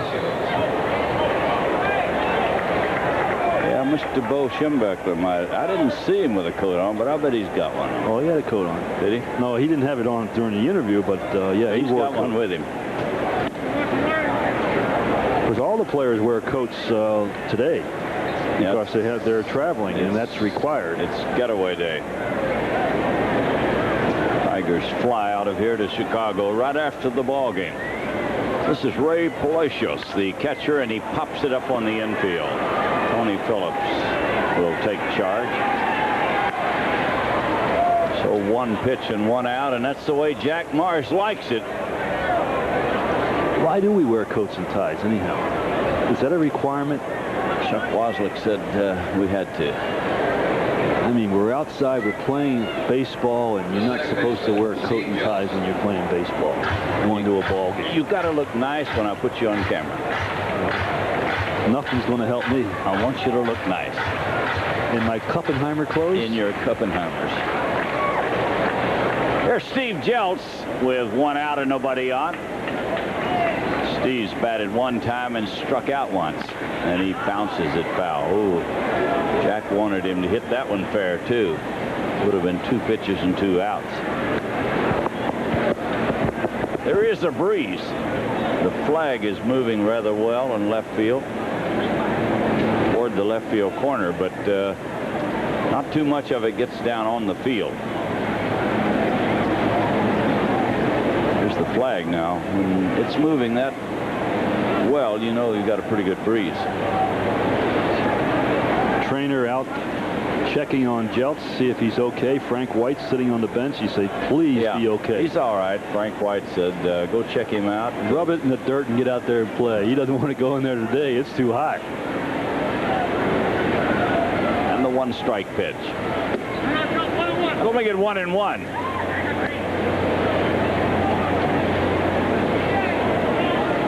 1 ball, 1 strike, 1 out in the 5th inning. Jack's allowed only 2 hits. They were both doubles, and the first double led to a run. Did he check his swing? He did. All 2, strike 1.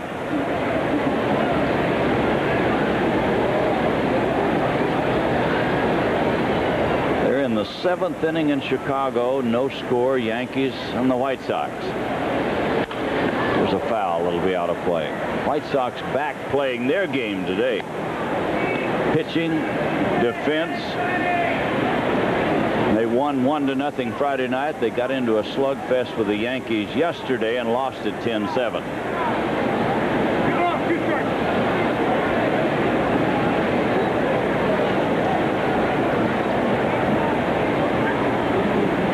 Jack Morris getting ready for the 2-2 pitch to Jeltz. And this is fouled away. Oakland has rallied. They're tied 3-3 at the end of 7 in Toronto. Well, the Blue Jays just have trouble winning at home in their spacious new stadium. They do not play well there. And the 2-2 pitch. He got him. Got the breaking ball over, and Jeltz is out on strikes. 6 strikeouts today for Jack Morris. Looked like some kind of an off-speed pitch. It didn't go down as well as a split-finger fastball usually does. Maybe he just threw a straight changeup. And the batter is Phil Pecota. This fella has batted only 1 time today, and he's going to get a base hit. He hit it on the end of the bat and looped it into left field. Pecota is on. A 2-out single, and the batter will be Stillwell.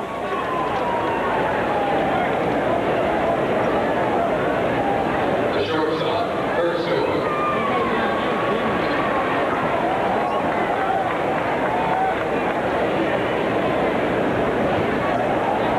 Seitzer was taken to St. Luke's Hospital for precautionary x-rays. Pretty good bump on his head, they say, according to the doctor, and I would imagine so. The helmet will protect you only so much.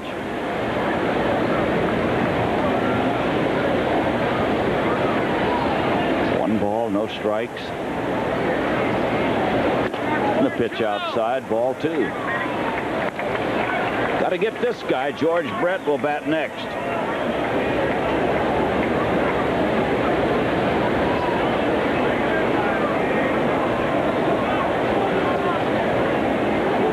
Stillwell. He's had a double and 2 strips today.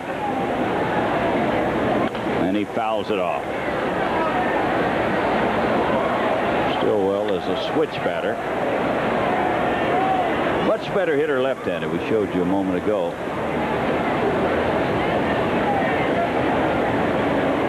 He came from the Cincinnati club. They had two fine shortstops, Larkin and Stillwell. They traded Stillwell, kept Larkin. Wasn't a bad move at all for Cincinnati or Kansas City. Here's one hit to short. Throw in time. He got him. Whitaker had to reach up to get it. At the end of 5, it is 5-1 Detroit. Keeping you informed with weather watches and warnings is one of the most important things we do. So turn to News 3 Weather when you need to know. Not only does the Anderson Frenchwood patio door add beauty to a room, no other French-style patio door is more weather-tight. In fact, there may be only one way air and moisture can get through it.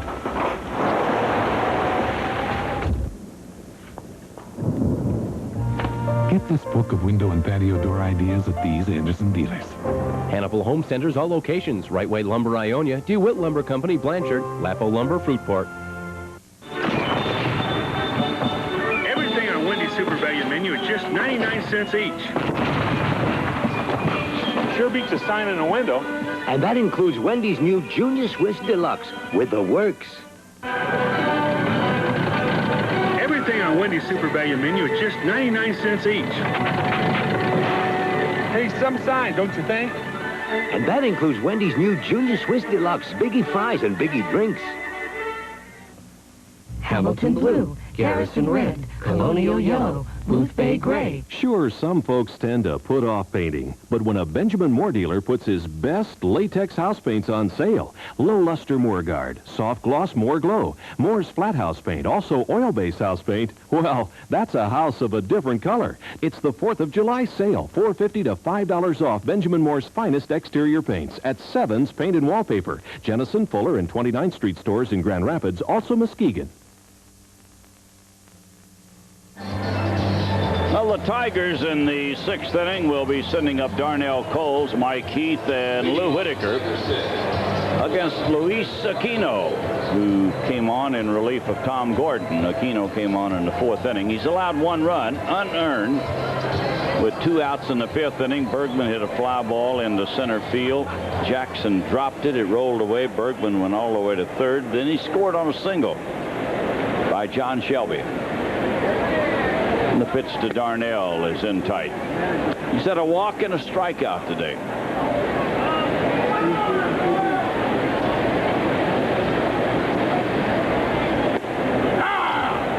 One ball, 1 strike. Larry Sheets is out of the lineup. Thinks he might have a little food poisoning. I talked to him just before the game. A little nausea. Pitch in tight, ball 2. Darnell has 2 home runs and 16 runs batted in.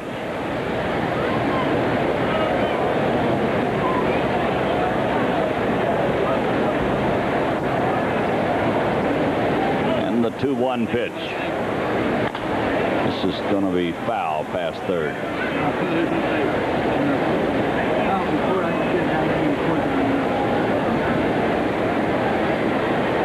Chet Lemon just about ready to come off the disabled list. He's been taking a lot of extra batting practice. His hand's feeling much better now. Should be activated, I think, in Chicago.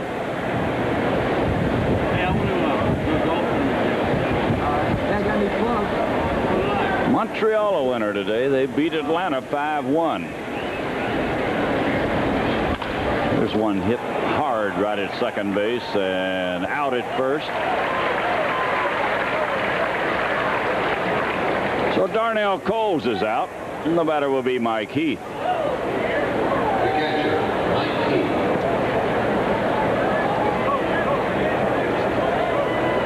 Mike has hit into a double play and grounded to short today.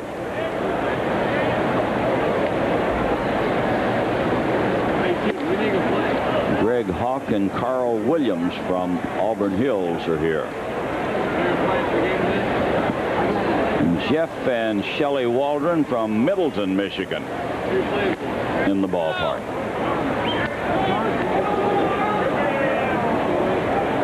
Still raining in New York at Shea Stadium. They're tied 1-1 in the bottom of the 6th, Cincinnati and the Mets.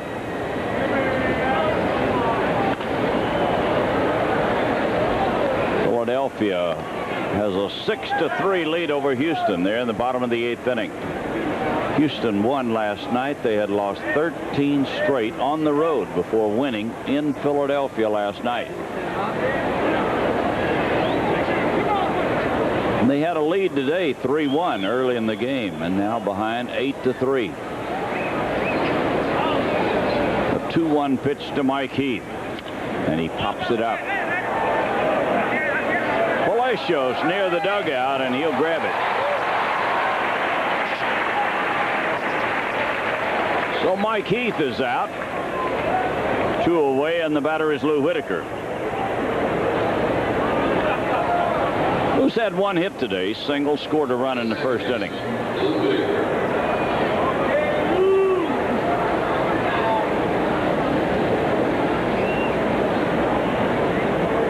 Tigers have 6 hits with their 5 runs. Kansas City 3 hits and 1 run. And a ground ball foul.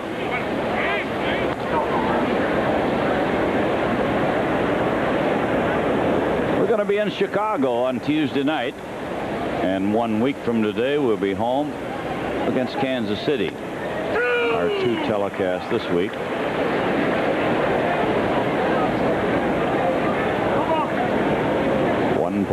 Strike 2 to Whitaker. Aquino ready, and he fouls it away.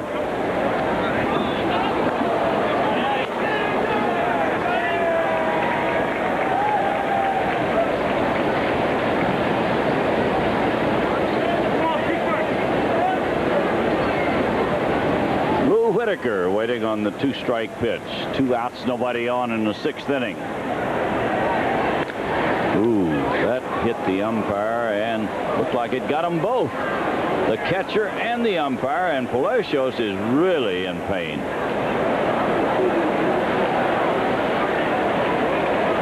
Well, I tell you, they were both hit pretty good, and I've never seen this happen before, where it hit them both that hard.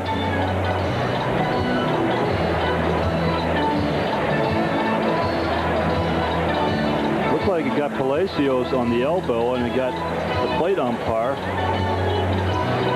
more up towards the muscle. It's not funny at all, but it was almost comical as they were both in pain, staggering around, and looked like they ran together, and the umpire, Hendry, just shoved Palacios away as if to say, I'm hurting more than you are, but I think Palacios is the one that's hurt.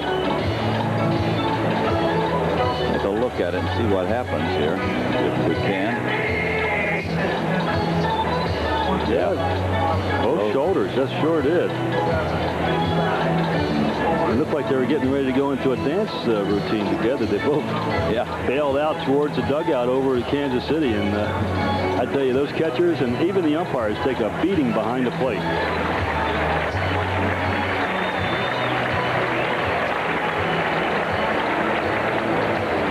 See more and more umpires getting hit like that because they're not directly behind the catchers anymore. They're sitting inside. In the old days, they would use the big balloons for protectors and be right behind the catcher. Now they sit inside. Well, they're all right, evidently, and we're going to try it again. And Whitaker drives it into right center. It's going to be caught out there by Eisenreich. We go to the bottom of the 6th, 5-1. The Tigers lead it. How do you get real premium beer taste in a non-alcoholic brew? You start with a real premium beer. That's how Anheuser-Busch makes new O'Doul's. O'Doul's is carefully brewed, fully fermented, and cold-aged. Then the alcohol is naturally removed, retaining all the great taste. So how do you get real premium beer taste in a non-alcoholic brew? Ask for an ice-cold O'Doul's. O'Doul's, the taste will win you over. This is the Greater Michigan Ford dealer's computer. Let's print out what's on sale this week. This could take a minute. For a limited time, hundreds of new Fords are priced under $10,000, like Tempos, Escorts, and Rangers. 19 models in all, with payments as low as $118 a month. Let's ask it what's not on sale. I guess they don't ask that around here. Hurry to your Greater Michigan Ford dealers.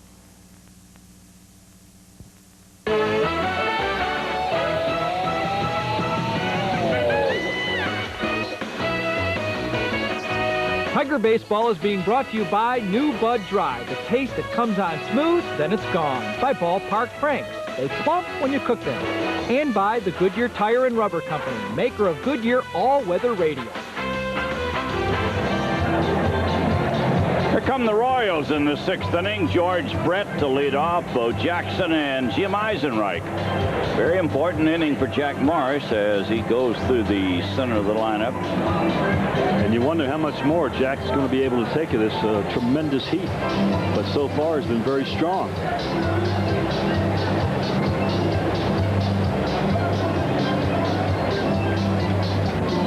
George Brett, the leadoff man, is 0 for 2. He flied to left field in the 1st inning. Then he hit a ball deep into right center in the 3rd inning. John Shelby ran it down, made a good play.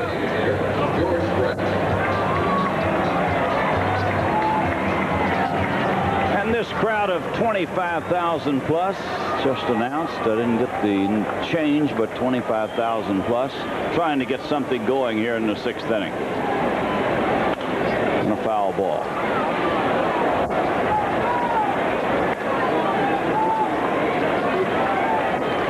George Brett is the designated hitter today. Gerald Perry is playing at first base.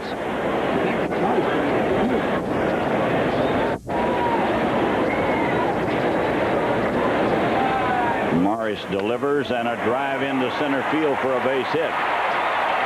George Brett on with a solid base hit.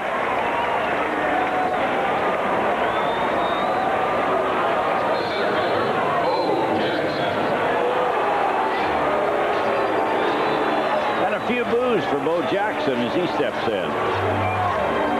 He dropped a fly ball in center field for a 3-base error. That was followed by a base hit that got a run in. I'm a little unhappy with Bo at the moment. Plus, at the plate, he's been there twice today, and he struck out twice.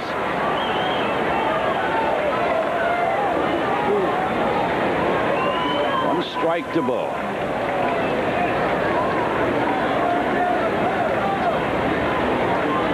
And the pitch from Morris. Here's one that's hit a mile and a half.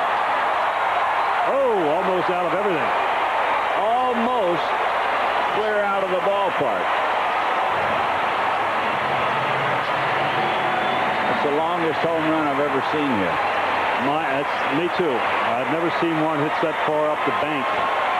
And this is what all the people come for. They forget about the error very quickly. And now it's made them all complete that he hit a home run. That's what most of the people out here have come to see. I don't hear any boos. Bo Jackson hitting the long one. And had to supply most of the power himself. Because this was an off-speed pitch, a slider, a changeup, that he just stays on it, and boy, everybody wants to take a look at this one. There's a bouncer to the mound, picked off by Morris, and he almost flipped it to first before Fielder got there. Jack gets a little exasperated with himself. He gave up a single, a home run, and the next one's right back to him, and he just quickly flipped it over to first, and Fielder hustling to get it. A long home run by this man, and the lead is 5-3 in the 6th inning.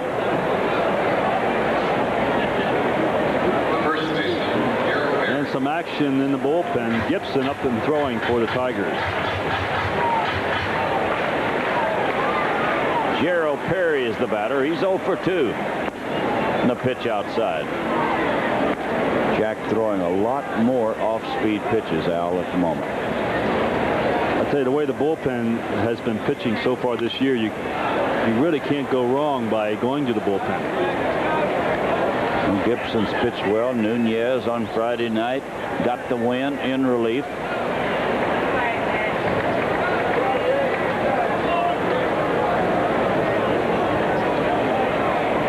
And the 1-1 pitch to Perry. It's high ball 2.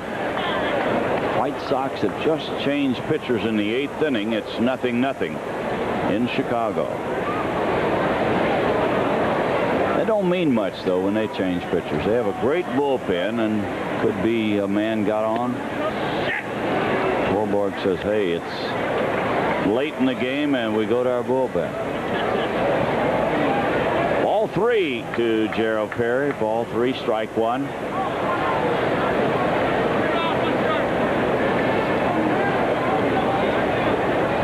Is ready, and a drive into center. That's well hit. This one may be gone, and it is a home run for Perry.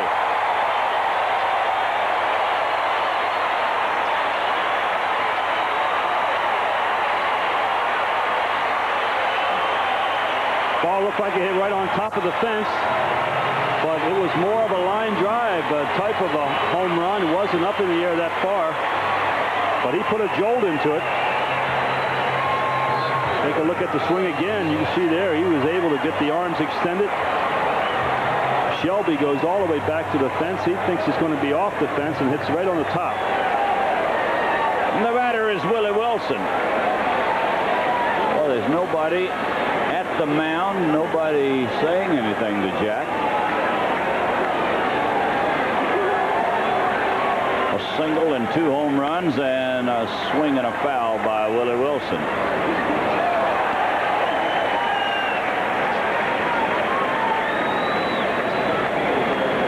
What you can expect more from Jack. He's put in some really tough innings here in hot conditions, and obviously he's getting tired, weak.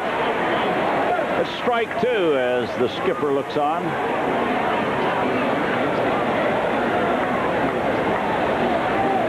Well, this is the tough part of the batting order, starting with Brett right on through Perry, and a pop fly that's going to be caught by Trammell.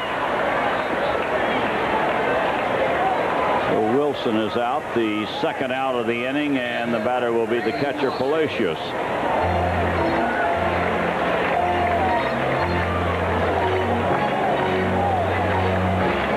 You'd have to believe that he wants Jack to get out of this inning, and then he'll bring in Gibson to start anew in the 7th. But we'll wait and see what happens. He's got to get this man to get out of the inning. A big swing by Palacios. Has now allowed 16 home runs, tied for the Tiger lead.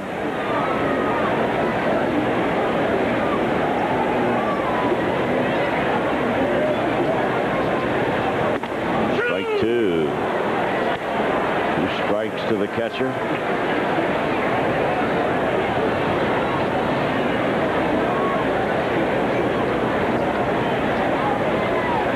Jack gets ready, and the 2-strike pitch. He struck him out. They got 3 in the inning, and it's a 5-4 ball game at the end of 6. During Midas-sized days, all Midas quality mufflers are 25% off installed and guaranteed. That's right. Nobody beats Midas. Nobody.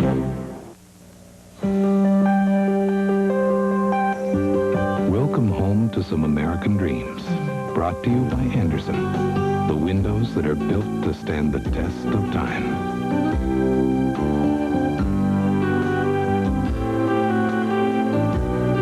Get this 100-page book of window and patio door ideas at these Anderson dealers. Hannibal Home Centers, all locations. Right Way Lumber, Ionia. DeWitt Lumber Company, Blanchard. Lapo Lumber, Fruitport. Summer Toyotathon is in its last days, so it's your last shot at Toyotathon savings. If you even think you're interested in a new car, get down here now. Hear what last week's Summer Toyotathon buyers are saying. I picked up my new Camry today, and I'll tell you, it saved us a bundle, right, hon? Yes, indeed, and we saved $2,200. Don't you miss it. Toyotathon has always been the best time to buy. And with these special summer Toyotathon deals, it's better than ever. But you can't afford to wait any longer, so come on in. During the Civil War, a volunteer nurse loaded medical supplies on a wagon and then headed toward the sounds of cannon fire. Her name was Clara Barton. The Civil War would end, but her war didn't. There were still men missing in action and natural disasters that brought suffering to many. In 1881, she founded the American Red Cross, and today it is the symbol of more than 6,500 West Michigan volunteers who wear it for you. I'm Cindy Dole.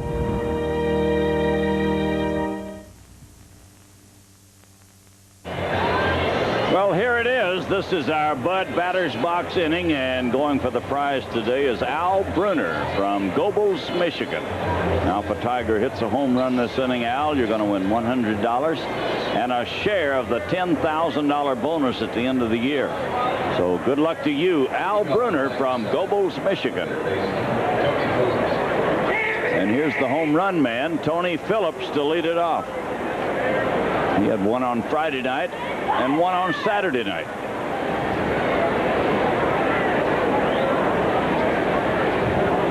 Tigers 5, Kansas City 4 in the 7th inning.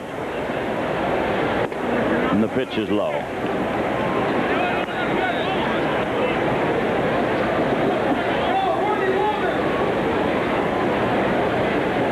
One ball, no strikes to Phillips. He'll be followed by Trammell and Fielder.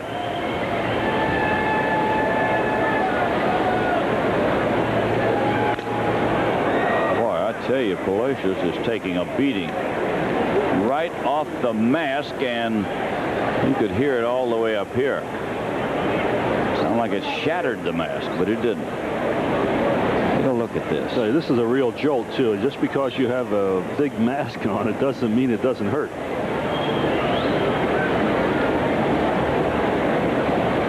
Hit on the shoulder last inning. Now flush on the mask. And a strike makes it 1-2 to Tony.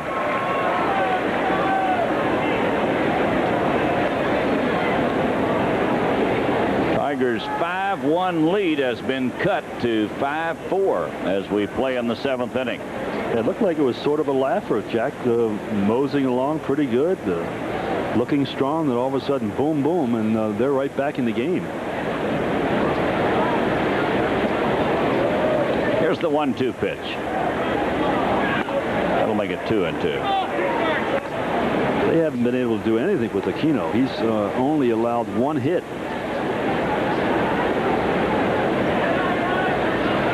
Luis Aquino is pitching in relief of Tom Gordon, who started the game. This ball 2-2 to Phillips. Hit it on the end of the bat and picked off by the third baseman, Pacoda, who throws him out. Not an easy play at all. Ball was spinning. He had to race to the line to glove it, and then a long throw. Looks like he cues it right on the end of the bat. It puts funny spin on, and he has to backhand it. Almost throws it into the runner. We'll bring up Trammell, who's 0 for 3. Yeah, he's really struggled at the plate today. He's jumping at the ball and really not sitting back and waiting like he has been in other games. 1 ball, no strikes.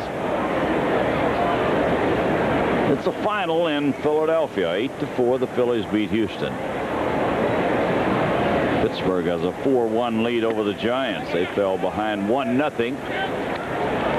Now lead 4-1 at the end of 3. The Pittsburgh club is amazing. You look at the pitching staff and you say, hey, those guys can't win. Not like that, but they are right there. Some of their key people in the pitching staff are hurt at the moment.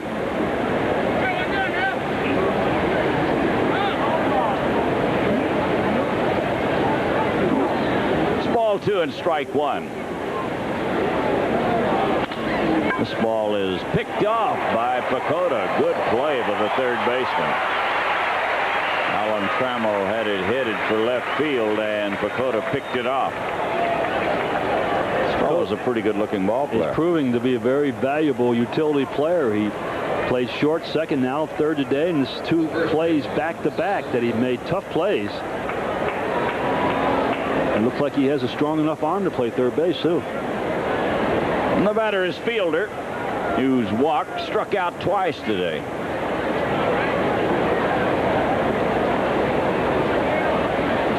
Cecil Fielder batting with 2 outs, nobody on, and the pitch is high.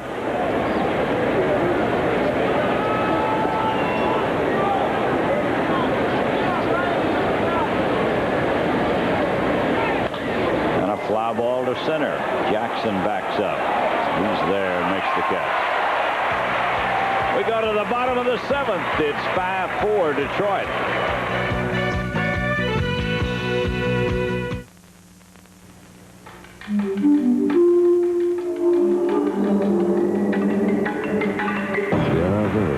Thirst for something different, an escape from the ordinary. For them, there is a beer that refreshes like no other. Michelob Dry. Once you've experienced its bold taste with no aftertaste, there's no going back. You know, Vern, when you buy VCRs, TVs, stereos, and appliances from most places, your savings will sound like this.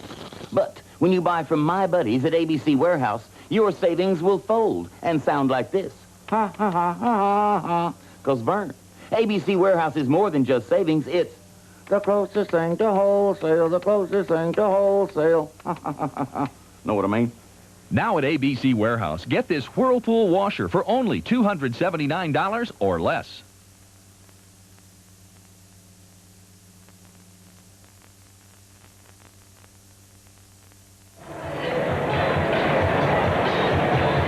The 7th inning went by without a Tiger home run, but we'd like to thank today's designated Bud batter, Al Bruner from Gobles, Michigan, for entering. And we invite you to enter by sending your name, address, and phone number to Bud Batter's Box, Post Office Box 13257, St. Louis, Missouri, 63157.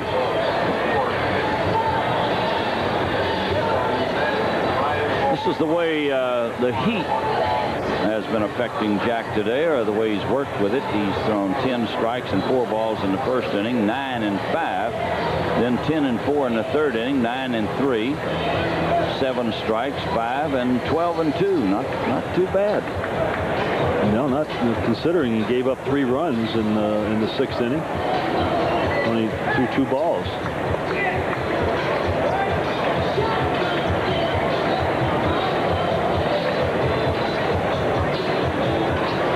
Jeltz will lead it off. Steve Jeltz here in the 7th inning. And then the top of the batting order, Pacoda and Stillwell.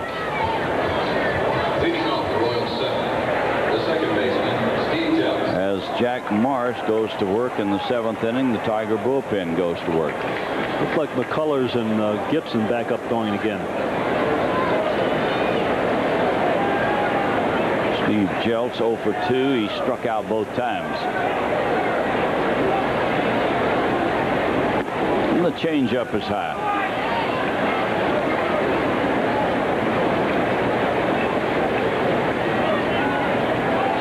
Yankees did not score in the 8th inning when the White Sox changed pitchers.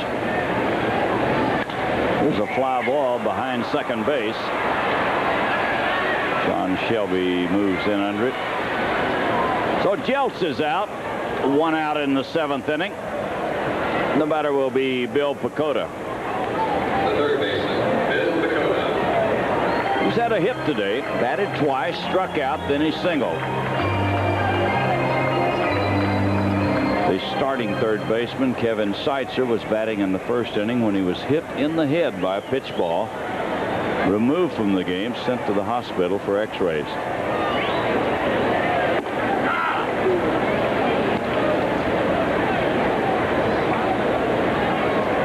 Strike to Pacoda. And a fly ball to center. Shelby coming in again. Still coming, and got it. Oh, it almost got away from him.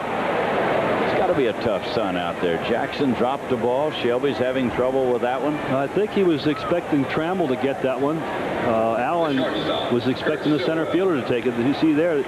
Shelby was looking for him. He looked down again, and now he said, hey, he wants me to take it. And a little ice cream cone there on the end, but able to make the play. And the batter is Stillwell, Kurt Stillwell, who's had a double in 3 trips.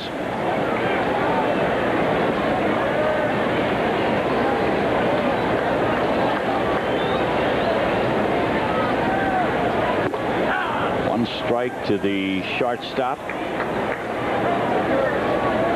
Batting at .297.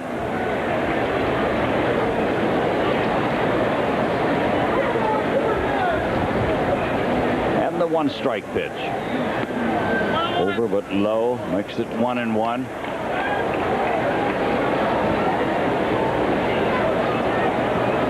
The Yankees come in here tomorrow night.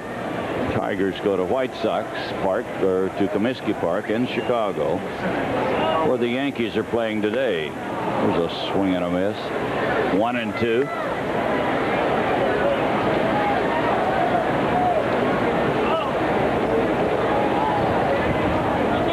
Stillwell batting with 2 outs, nobody on. We're in the 7th, and the Tigers lead by a run.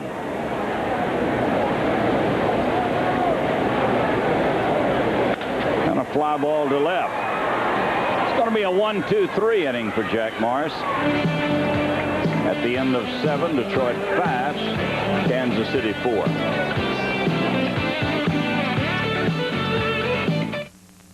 I'm about to ask a total stranger if he will compare the new Eagle Ranch tortilla chips with the other leading brand. Excuse me, sir. Have I ever seen you before in my life? No. Thank you, stranger. Would you mind trying the new Eagle Ranch tortilla chips? Good, eh? And now the other leading brand? I like these. You've got to compare them. You're ruining the commercial. Jack. I don't care, Tony. I love these. And there you have it. Scientific evidence that certain persons prefer Eagle Ranch. New Eagle Ranch. You're going to love them. This is the Greater Michigan Ford dealer's computer. Let's print out what's on sale this week. This could take a minute. For a limited time, hundreds of new Fords are priced under $10,000, like Tempos, Escorts, and Rangers. 19 models in all, with payments as low as $118 a month. Let's ask what's not on sale. I guess they don't ask that around here. Hurry to your Greater Michigan Ford dealers. I think they're telling us over the public address system right now from the press box that was the 2nd longest home run hit by Jackson. I would love to have seen the first one. He hit this one about 75% of the way up the dump in left field. We're in the 8th inning. The Tigers lead by 1. Dave Bergman will lead it off. John Shelby and then Scott Lusader against Luis Aquino. They haven't been able to do much with Aquino. He came on in the 4th inning. He's allowed 1 run. It was unearned. 1 base hit. And he's retired everybody else. Jackson dropped a fly ball with 2 outs in the 5th inning. A 3-base error. Shelby followed with a single. Nobody else has reached base off Luis Aquino. And the pitch is a strike to Bergman. He's had a hit today. Safe on an error twice. Batted in a run and scored a run. And the 1-strike pitch. Makes it 1-1.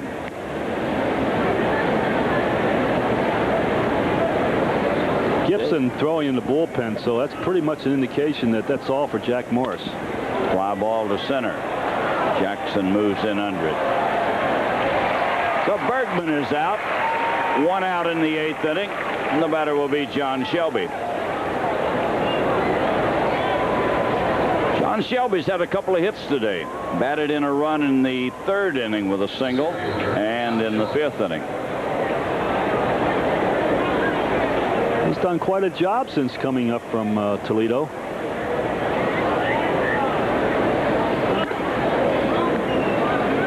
Mosby is on a day-to-day basis. Shelby filling in at center field and filling in very well. 1 ball, no strikes. And a foul. That'll make it 1-1. And of course, Chet Lemon about ready to come off the list again. So they have to make a decision. Who are they going to send back to Toledo?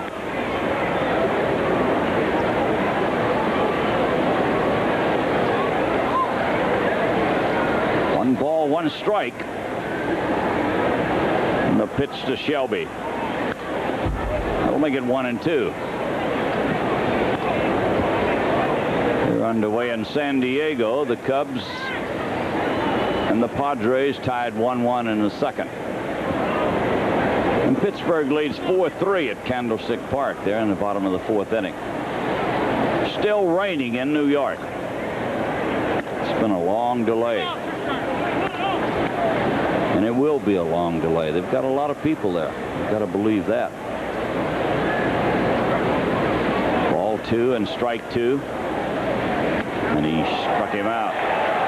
John Shelby strikes out.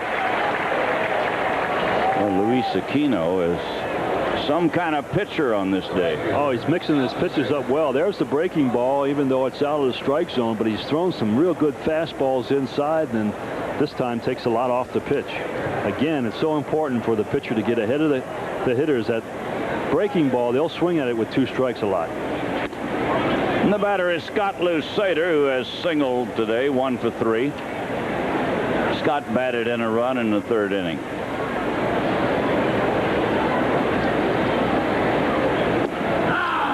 One ball, 1 strike.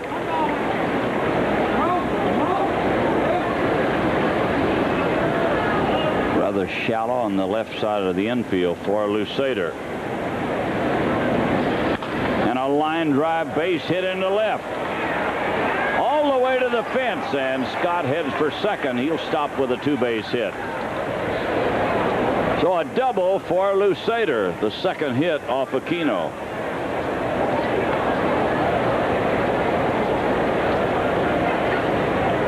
Here's a swing of Scott. You see he's going to left field all the way.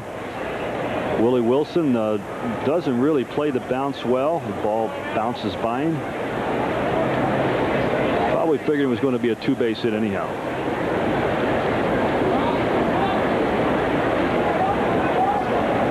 So the runner at second, 2 outs, and the batter will be Darnell Coles. Darnell is walked, struck out, and bounced out. Tigers trying to pad their lead in the 8th inning.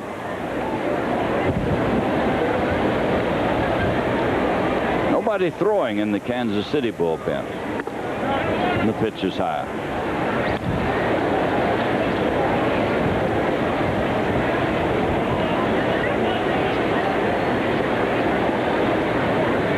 Darnell Coles looking for his first hit. Waits on Aquino to get ready. And a strike makes it 1-1.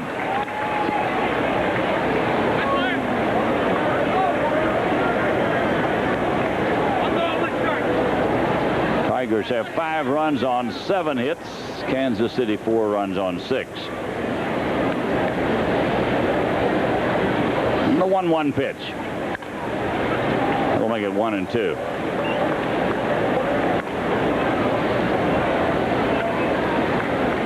Luis Aquino has done what you ask a long reliever to do. Hold them in and give us a chance. Come in with a score 4-1 in the middle part of the game. You give up 3 or 4 runs and the game's out of control. But he hasn't done that.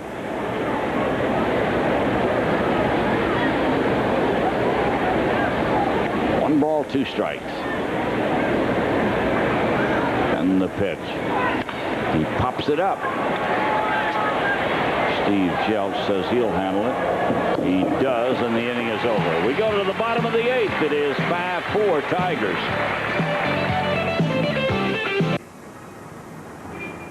To you, drugs are pleasure. To your baby, they're poison. A message from the March of Dimes. One Tough Motor Oil announces one tough guarantee. The Quaker State 250,000-mile or 10-year guarantee. Register your new car at a participating service center. Then use only Quaker State. Have oil and filter changed as directed at a service center, and if any lubricated engine part suffers an oil-related breakdown within 250,000 miles or 10 years, you're covered. Quaker State guarantees it in writing. The big Q is One Tough Motor Oil. Everything on Wendy's Super Value menu is just 99 cents each. Sure beats a sign in a window. And that includes Wendy's new Junior Swiss Deluxe with the works.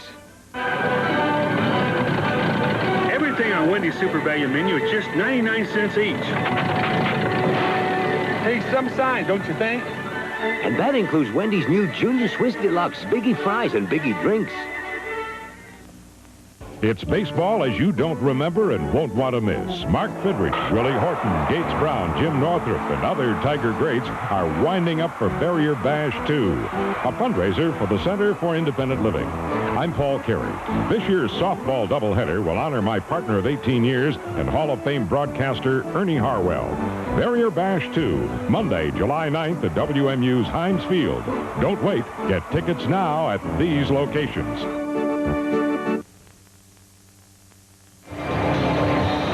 Our Southwest catch play of the game was made by John Shelby back in the third inning. George Brett hit a ball deep into right center, up the gap. It looked like it was headed for extra bases. Now, the wind helped a little bit, but Shelby made a fine running catch. He got over there and hauled it in. So our congratulations to John Shelby. Southwest Airlines will donate $100 in his name to Catch. That's Sparky's charity for the kids at Children's and Henry Ford Hospital.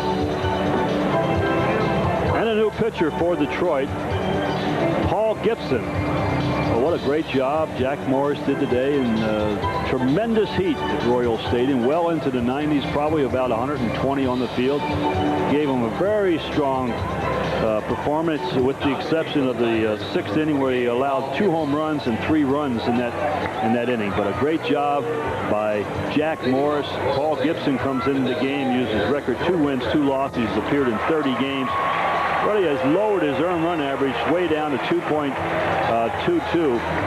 He allowed just 2 earned runs in his last 25 in the third inning. And as Paul Gibson goes to work, the bullpen goes to work.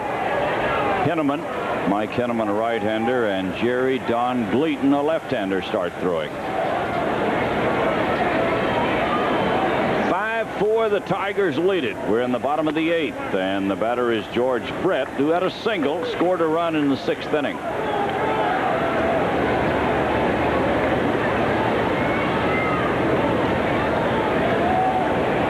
Gibson delivers on a foul ball, makes it 1-1.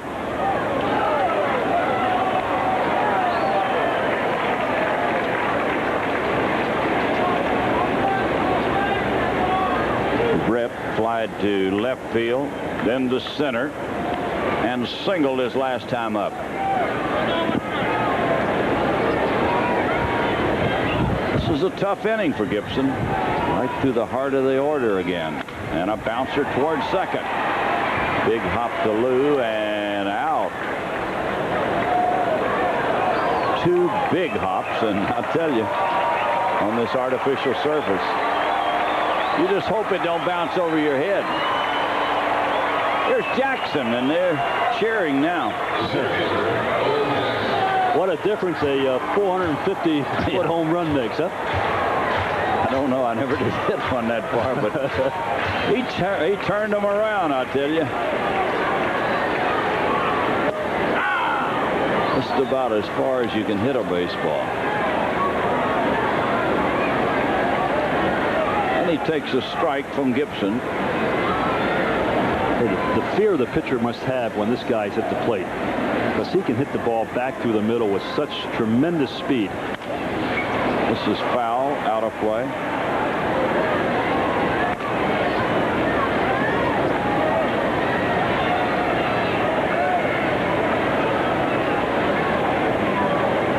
He has 13 home runs on the year and 36 runs batted in. Gibson ready for the strike 2 pitch. He struck him out. On 3 pitches, Gibson strikes out Jackson. Well, you watch Gibson. He has that easy, that fluid motion, and the ball gets up on you. Of course, it was in a perfect location. The ball has to be up to Bo Jackson. And we'll pause 10 seconds here for station identification on the Detroit Tiger Baseball Network. Well, you can...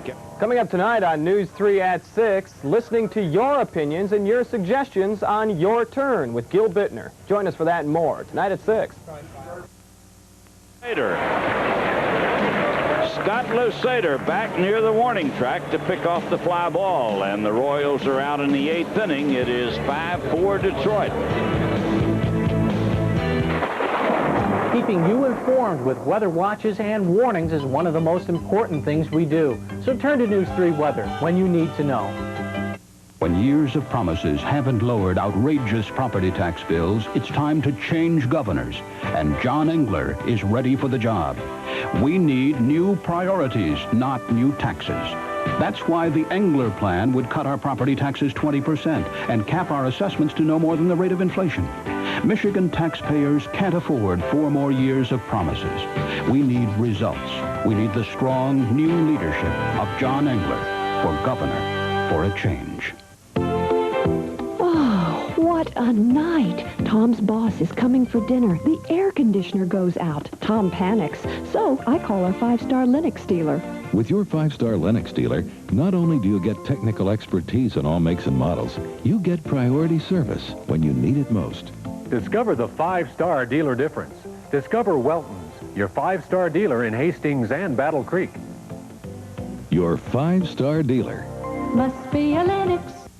Working together, building day by day, for all the things you need along the way. Real understanding, lend a helping hand. That's the Weird Lumber. Combine function and fashion with luxuriously styled Elger bath products. Choose from the latest colors and shapes in cast iron sinks and bathtubs, plus an entire line of water-saving toilets. Ask us, we're Baths. Ask us, Weird Lumber. We're going to take a look at the Metro Detroit and Greater Michigan Ford Dealers American League scoreboard. Cleveland beat California 5-3. Toronto scored a run. They beat Oakland 4-3. 15-4, Boston over Texas at Fenway today. The Yankees and the White Sox, no score in the bottom of the 8th inning. Seattle's taken a 1-0 lead over Milwaukee in the 2nd. And one night game, Baltimore at Minnesota. Mike Heath will lead it off here in the 9th inning. 1 ball, 1 strike to Mike.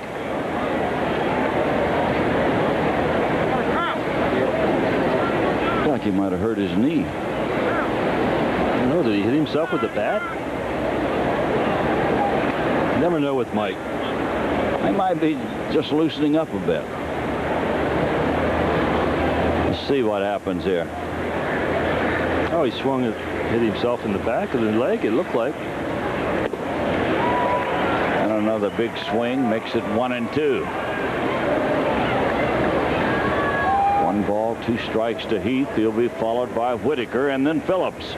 5-4, Tigers lead in the 9th. And a drive into center, a base hit for Heath. So Mike Heath opens the 9th inning with a base hit. Probably the first mistake Aquino has made pitching. He had 2 strikes, no balls. He threw a pitch in the middle of the plate. Mike Heath barely made it to first base. Take a look at it again. 2 strikes, no balls. Wasn't hit all that hard, but it was a base hit to center field. Mike seems to be hurting a bit, but he's going to be in there with a 1-run lead. They want him behind the plate in the 9th inning. No, he's called time.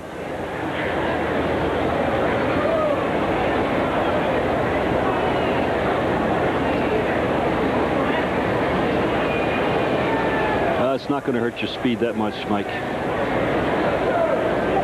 I don't think Sparky's looking. This is the time a manager walks down in the runway. Yeah. Yes, sir. Lou Whitaker's had one hit today. That was in the first inning.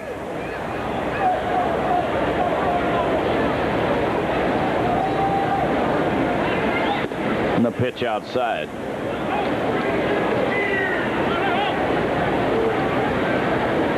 Pittsburgh now leads the Giants 7-4 in the 5th inning.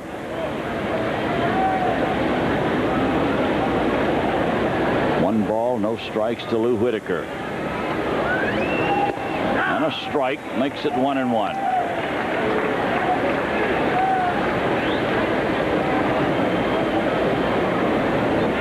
Lou has 10 home runs and 29 runs batted in.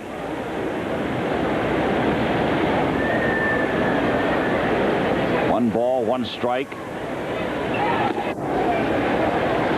Ready to bunt. Pitch was in the dirt. Makes it ball 2, strike 1.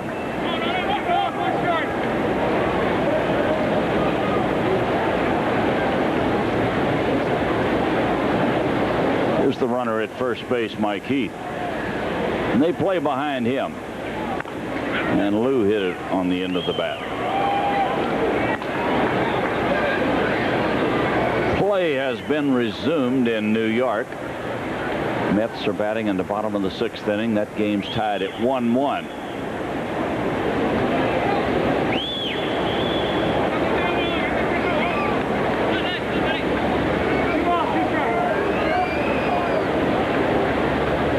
A ball 2 and a strike 2 count to Whitaker. Nobody out here in the 9th. Tigers lead by a run. And a pop fly that's going to drop in. A base hit. So a couple of soft singles here in the 9th inning. And the Tigers have them at first and second with nobody out. Steve Crawford has been throwing out in the Royal bullpen. Take a look at it again. Again, the ball cued on the end of the bat. Just loops over the shortstop's head. Sparky Anderson out talking to, going to go out and talk to Mike Heath. Well, it's a different ball game now. They're going to be bunting, and they want him to get to third, and he's going to ask Mike, can you make it? I'm going to expect you to do a little running right now. And when they bunt him to third, they'll want him to score on a fly ball, and we're going to get a runner for him, I think.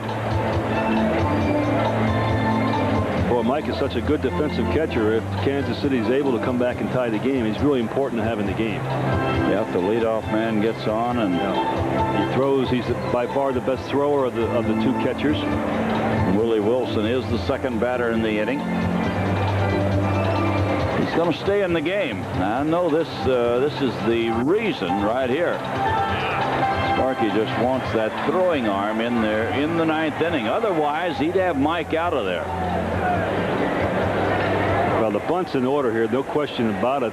He's going to try to, Phillips will try to bunt the ball hard to third base. Now, they could put the play on. I think everybody knows that they will be trying to sacrifice the runners over.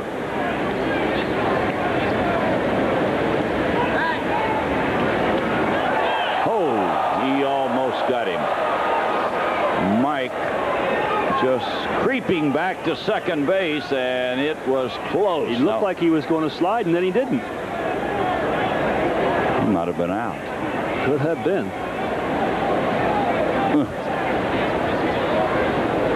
Would have been disaster.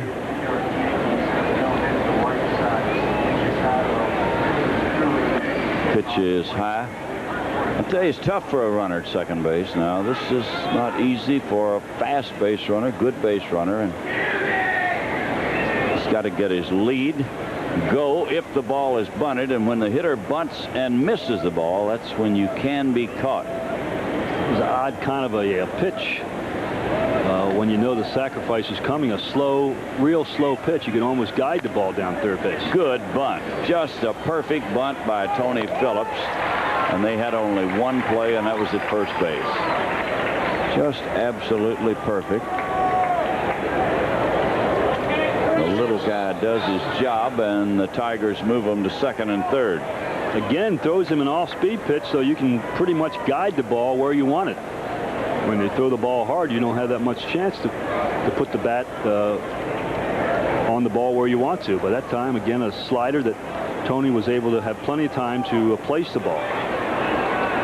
Second and third for Alan Trammell. And they're going to play the infield in, and they're going to walk Alan Trammell. They're going to pitch to Fielder. They want to load the bases and set up the possibility of a double play ball. Now, Fielder has hit into 12 double plays this year. He leads the Tigers by far.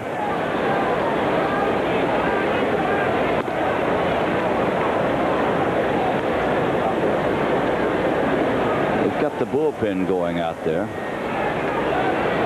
See if they want a new pitcher to pitch to Fielder. This fellow's pitched very well, Aquino. Both hits here in the ninth inning have been soft base hits. And here comes the manager. He's going to have a new pitcher to pitch to Cecil Fielder. Cecil has seen Aquino twice, and I would imagine that John Watson says, I want a pitcher in there he has not seen for a while.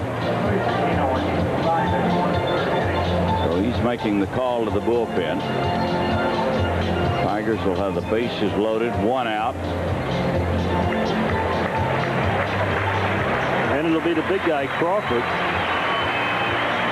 He's developed himself into a pretty fair relief pitcher since coming up with a split finger fastball at the Red Sox for many years, back and forth from Pawtucket to Boston.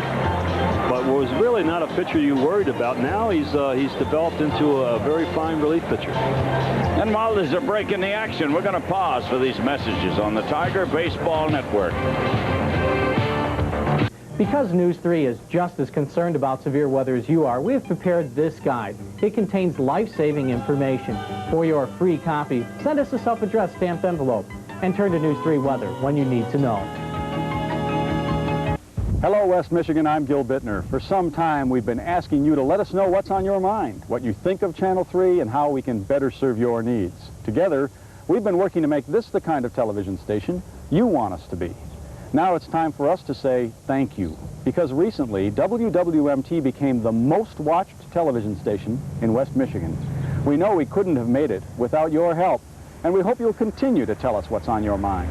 We're West Michigan Television, WWMT Channel 3. Lots of motor oils claim to be tough. Quaker State puts it in writing. Ask your participating service center about Quaker State's tough lubrication guarantee. Only a tough motor oil can make a guarantee this tough. Quaker State is one tough motor oil.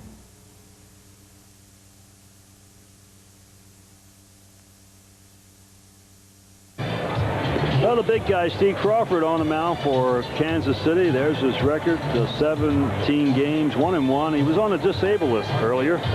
He last pitched against Detroit Friday, and he earned his first win of the season. Pitched very well, 2 scoreless innings, allowed 1 hit, struck out 1. Well, since coming back from the disabled list, he's pitched 23 innings, allowed in 12 outings, allowed only 15 hits and 5 earned runs, and he struck out 13. So again, the big guy here has a good split finger pitch, sinking fastball. Likes to get ahead with the fastball and then try to strike people out with a split finger fastball. Cecil Fielder, the batter, with the bases loaded, 1 out, and the Tigers lead by 1 here in the 9th inning. And he chops it foul. Luis Aquino went 5 1/3 innings. That's the longest by a Royal relief pitcher this year. 5 1/3 good innings for Luis Aquino.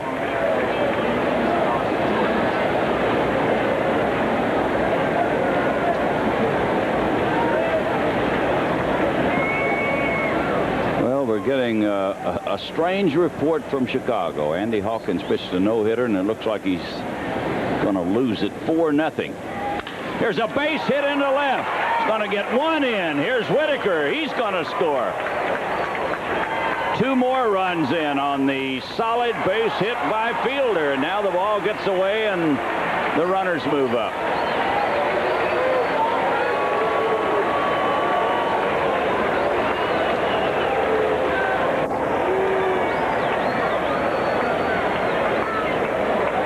Cecil comes through with that big base hit. This is a big hit for the Tigers. Willie Wilson, who doesn't have a good arm, he hesitates, then decides to throw the ball home.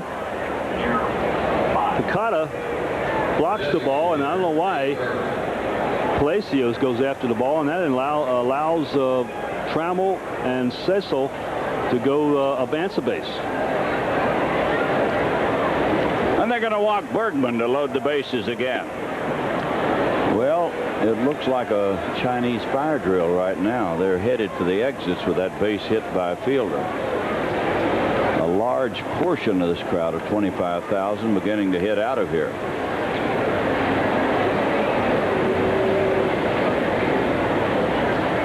Well, we've got a final from Chicago.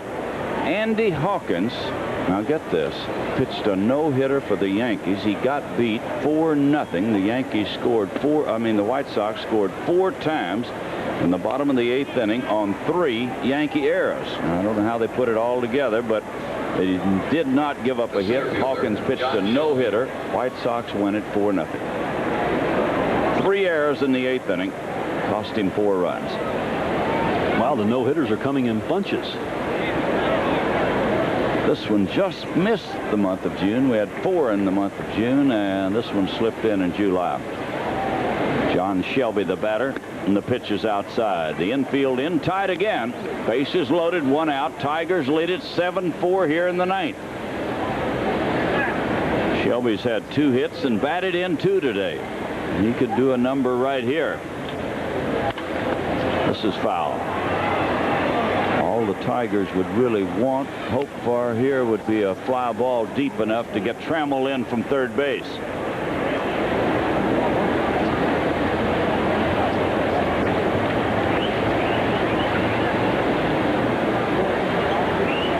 One ball, 1 strike.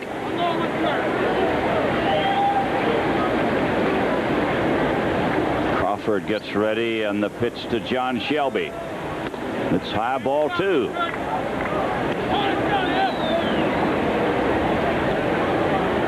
He's got to throw him a strike. He has nowhere to put him. Bases loaded, 1 out. And he should get a good pitch right here. And he fouled it away. He had a good pitch. Fastball. John a little late, and the count is even at 2-2.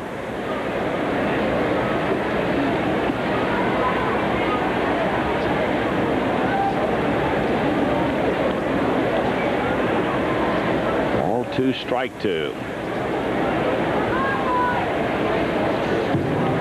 And the pitch. Ball hit slowly, foul to first base.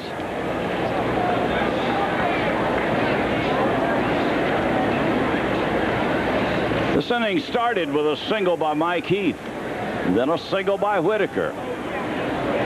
Tony Phillips bunted to move him to second and third. They walked Trammell to load the bases. Cecil Fielder came through with a base hit to drive in 2.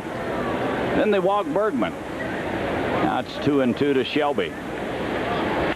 And a ground ball to first. They'll come home with it. Out, and no relay.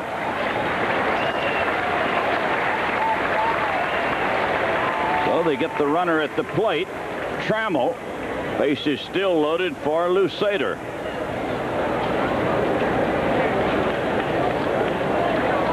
Here comes John Wathan, the manager. They've had Mark Davis throwing in the bullpen.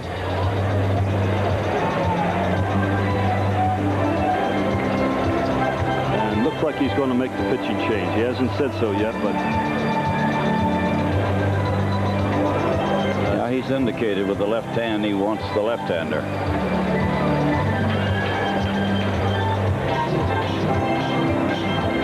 He's been a major disappointment for the Royals. Yeah, this may bring a few boos. He's the guy that they thought was going to put them over the top of him along with Storm Davis, and so far it hasn't happened for him, and Kansas City might be so far out of the picture that they'll never get back into contention this year. Well, while there's a break in the action, we're going to pause for these messages on the Tiger Baseball Network. Weeknights is boss time.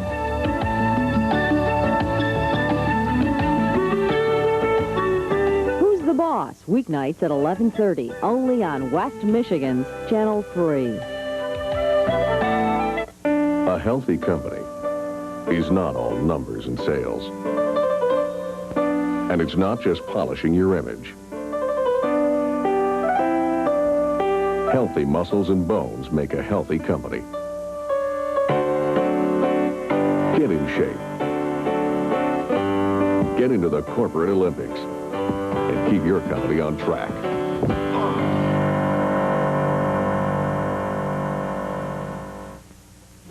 Because News 3 is just as concerned about severe weather as you are, we have prepared this guide. It contains life-saving information. For your free copy, send us a self-addressed stamped envelope and turn to News 3 Weather when you need to know.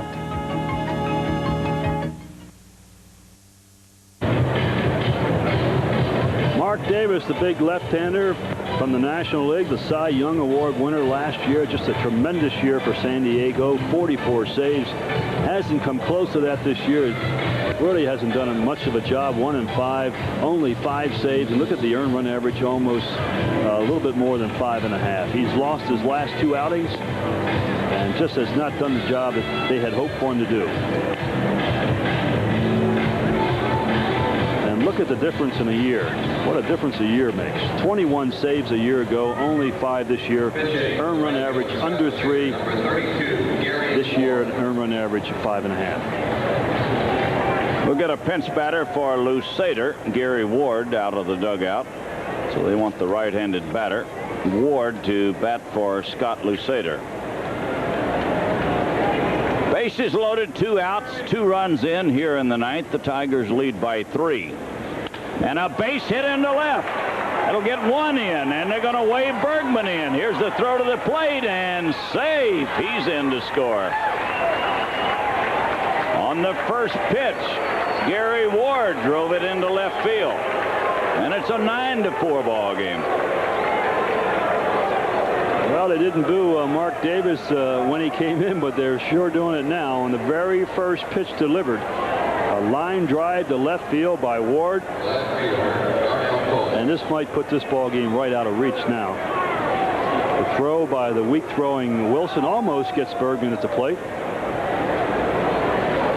And the batter is Darnell Coles. He'll be the 9th batter here in the 9th inning. Tigers have scored 4 times. They now lead 9-4. And the pitch is high to Darnell. Darnell's had a walk today. And he's 0 for 3.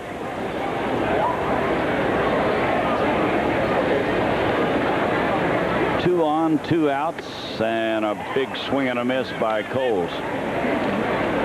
Well, here's the reason, the main reason why they got Coles. They wanted him to bat against left-handers. They wanted somebody to bat behind Cecil who can generate home run power against left-handed pitching. He's always been a good hitter against left-handers. Shelby is the runner at second. Gary Ward at first. And the pitch is low, ball 2. Ball 2, strike 1.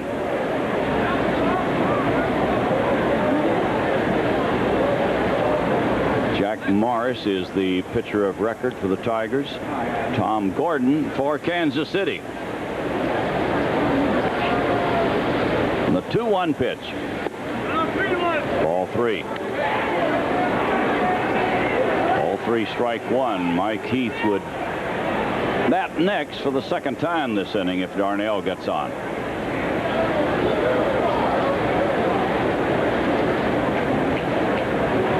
Nobody throwing in the bullpen. They're going to let Mark Davis finish it. And he walked him.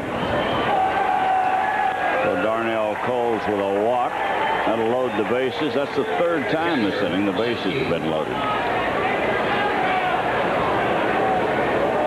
And Mike Heath, who started all of this with a single, that's with the bases loaded and 2 outs.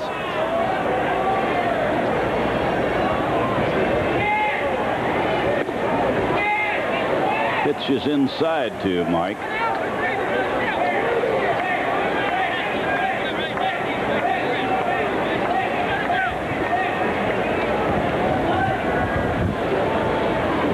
One ball, no strikes. Mark Davis gets ready. Ball 2. Oh, it looks like he's overthrowing right now. Well, he's certainly a confused young man. There's no question about it. How can you go from one extremes to the other? He had 92 strikeouts in 92 innings last year and only walked 31 batters. It's McGaffigan in the bullpen. You know, you were talking to Bo Schembechler before the game about taking pictures of batters, hitting, pitchers, pitching, and comparing them from year to year to year. If you had a movie of this fellow last year, the kind of year he had, and then this year, compare it. Yeah, you have to get a lot of footage and get him on, you know, against certain hitters, certain teams. Don't all do it one day, but get a bunch of them and then put it on a reel and always keep it. And then if you go into have a problem where you lose your rhythm, and you can always have something to refer back to. Same way with hitters. I guarantee you Mark Davis would be in there looking at it, wouldn't he? I would think so. Here's the 2-0 pitch. And a foul ball. Mike Heath was going to drive it, and he fouls it away.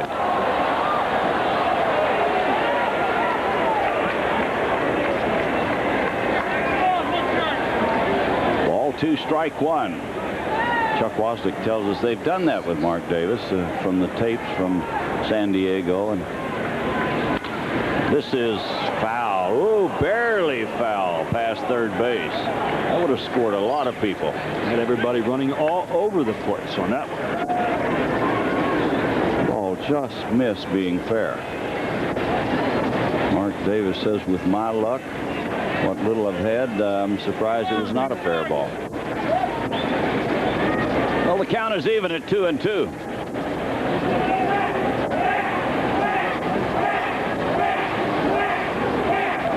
And the pitch to Heath. He struck him out.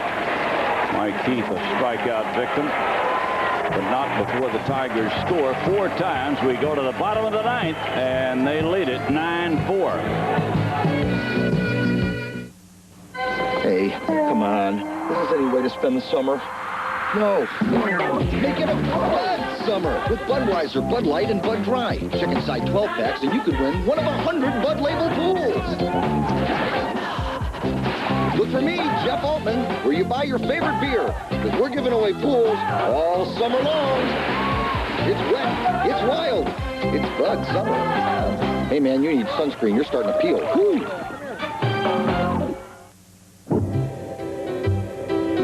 Try the hot dog so full of lean, fresh meat that they plump when you cook them. Ballpark Franks. Handsome carrying case not included. Sure, your soft drink may be sugar-free, but what about your hot dog? Ballpark Franks, the only national brand that's sugar-free and no caffeine. It's the bottom of the 9th inning in Kansas City. Tigers have a 9-4 lead. They went into the 9th leading by 1, scored 4 times. Paul Gibson came on in the 8th inning to pitch in relief of Jack Morris. He got the side out 1, 2, 3, and he's the pitcher here in the 9th. Gerald Perry, Willie Wilson, and Ray Ferocious are the scheduled batters in the 9th inning. Tigers fly out of here right after this ball game to Chicago. They'll open a 3-game series in Chicago starting tomorrow night with a night game Tuesday night and Wednesday night. And we'll be there on Tuesday night. And after the Wednesday night game, the Tigers fly home, ending this long road trip.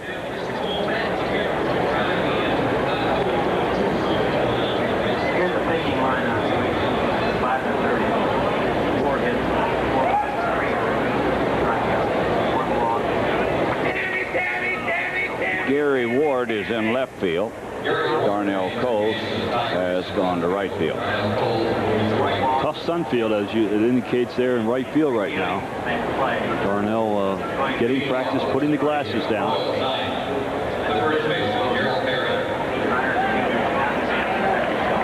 And the pitch to Gerald Perry. That's a ball. Perry's had a home run today in 3 trips.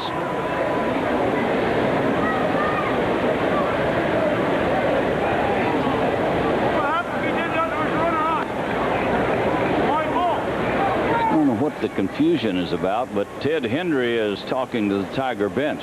What happened, Mike Heath threw the ball back to the pitcher, and he hit Perry's bat. It's a long drive to left field. Ward makes the play on the warning track. Very good power out that way. That's right. Hit a long ball to center field, a home run, straightaway center. This time, almost out of the park to left field. Well, they put Gary Ward out there, and immediately Gerald Perry tests his skills as he went to the warning track to get him. The batter is Willie Wilson, who will turn around and bat right-handed against Gibson.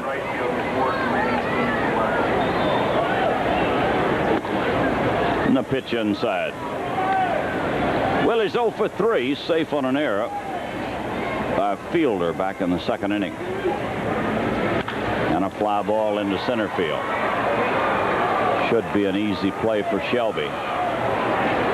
That's the second out of the inning. And McFarlane is coming on to bat for Pelosius.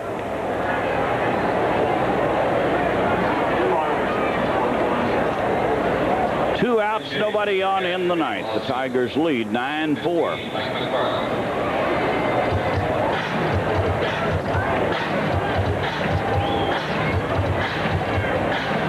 McFarlane batting with 2 outs, nobody on. And the pitch to the pinch batter, hit on the ground to Trammell. Should be the ball game, and it is. He hit the first pitch right down to Alan Trammell, and he tosses it over to first. Paul Gibson retires all 6 batters he faced. The final score of the game, the Tigers 9, Kansas City 4, and we'll be right back.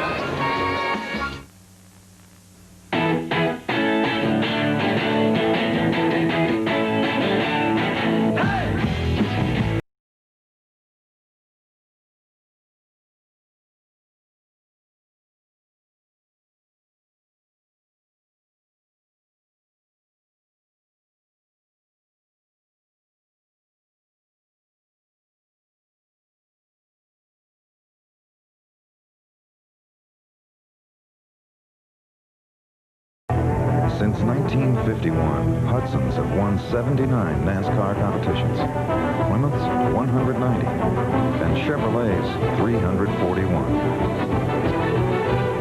And one gasoline has fueled more of these than all other brands combined, Unocal 76.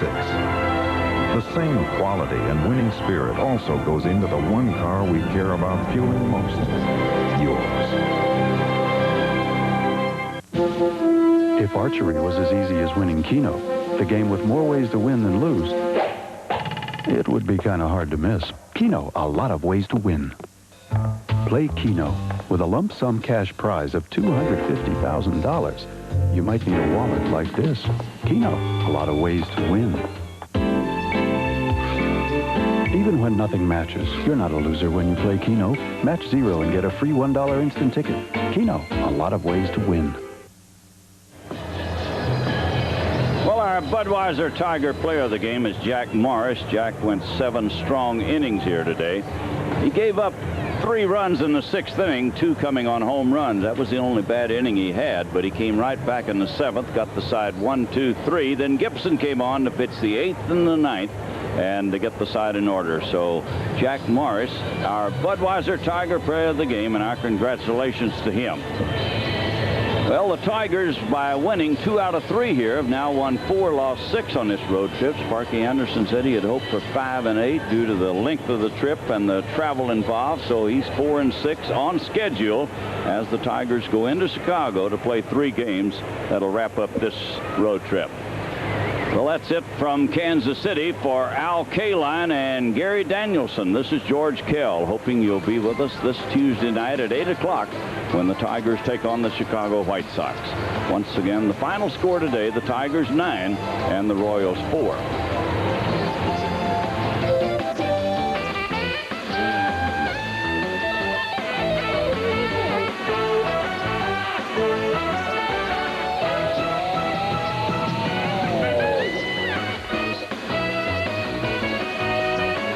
Tiger Baseball has been brought to you by Bud Light. Everything else is just a light. And by your Metro Detroit and Greater Michigan Ford dealers.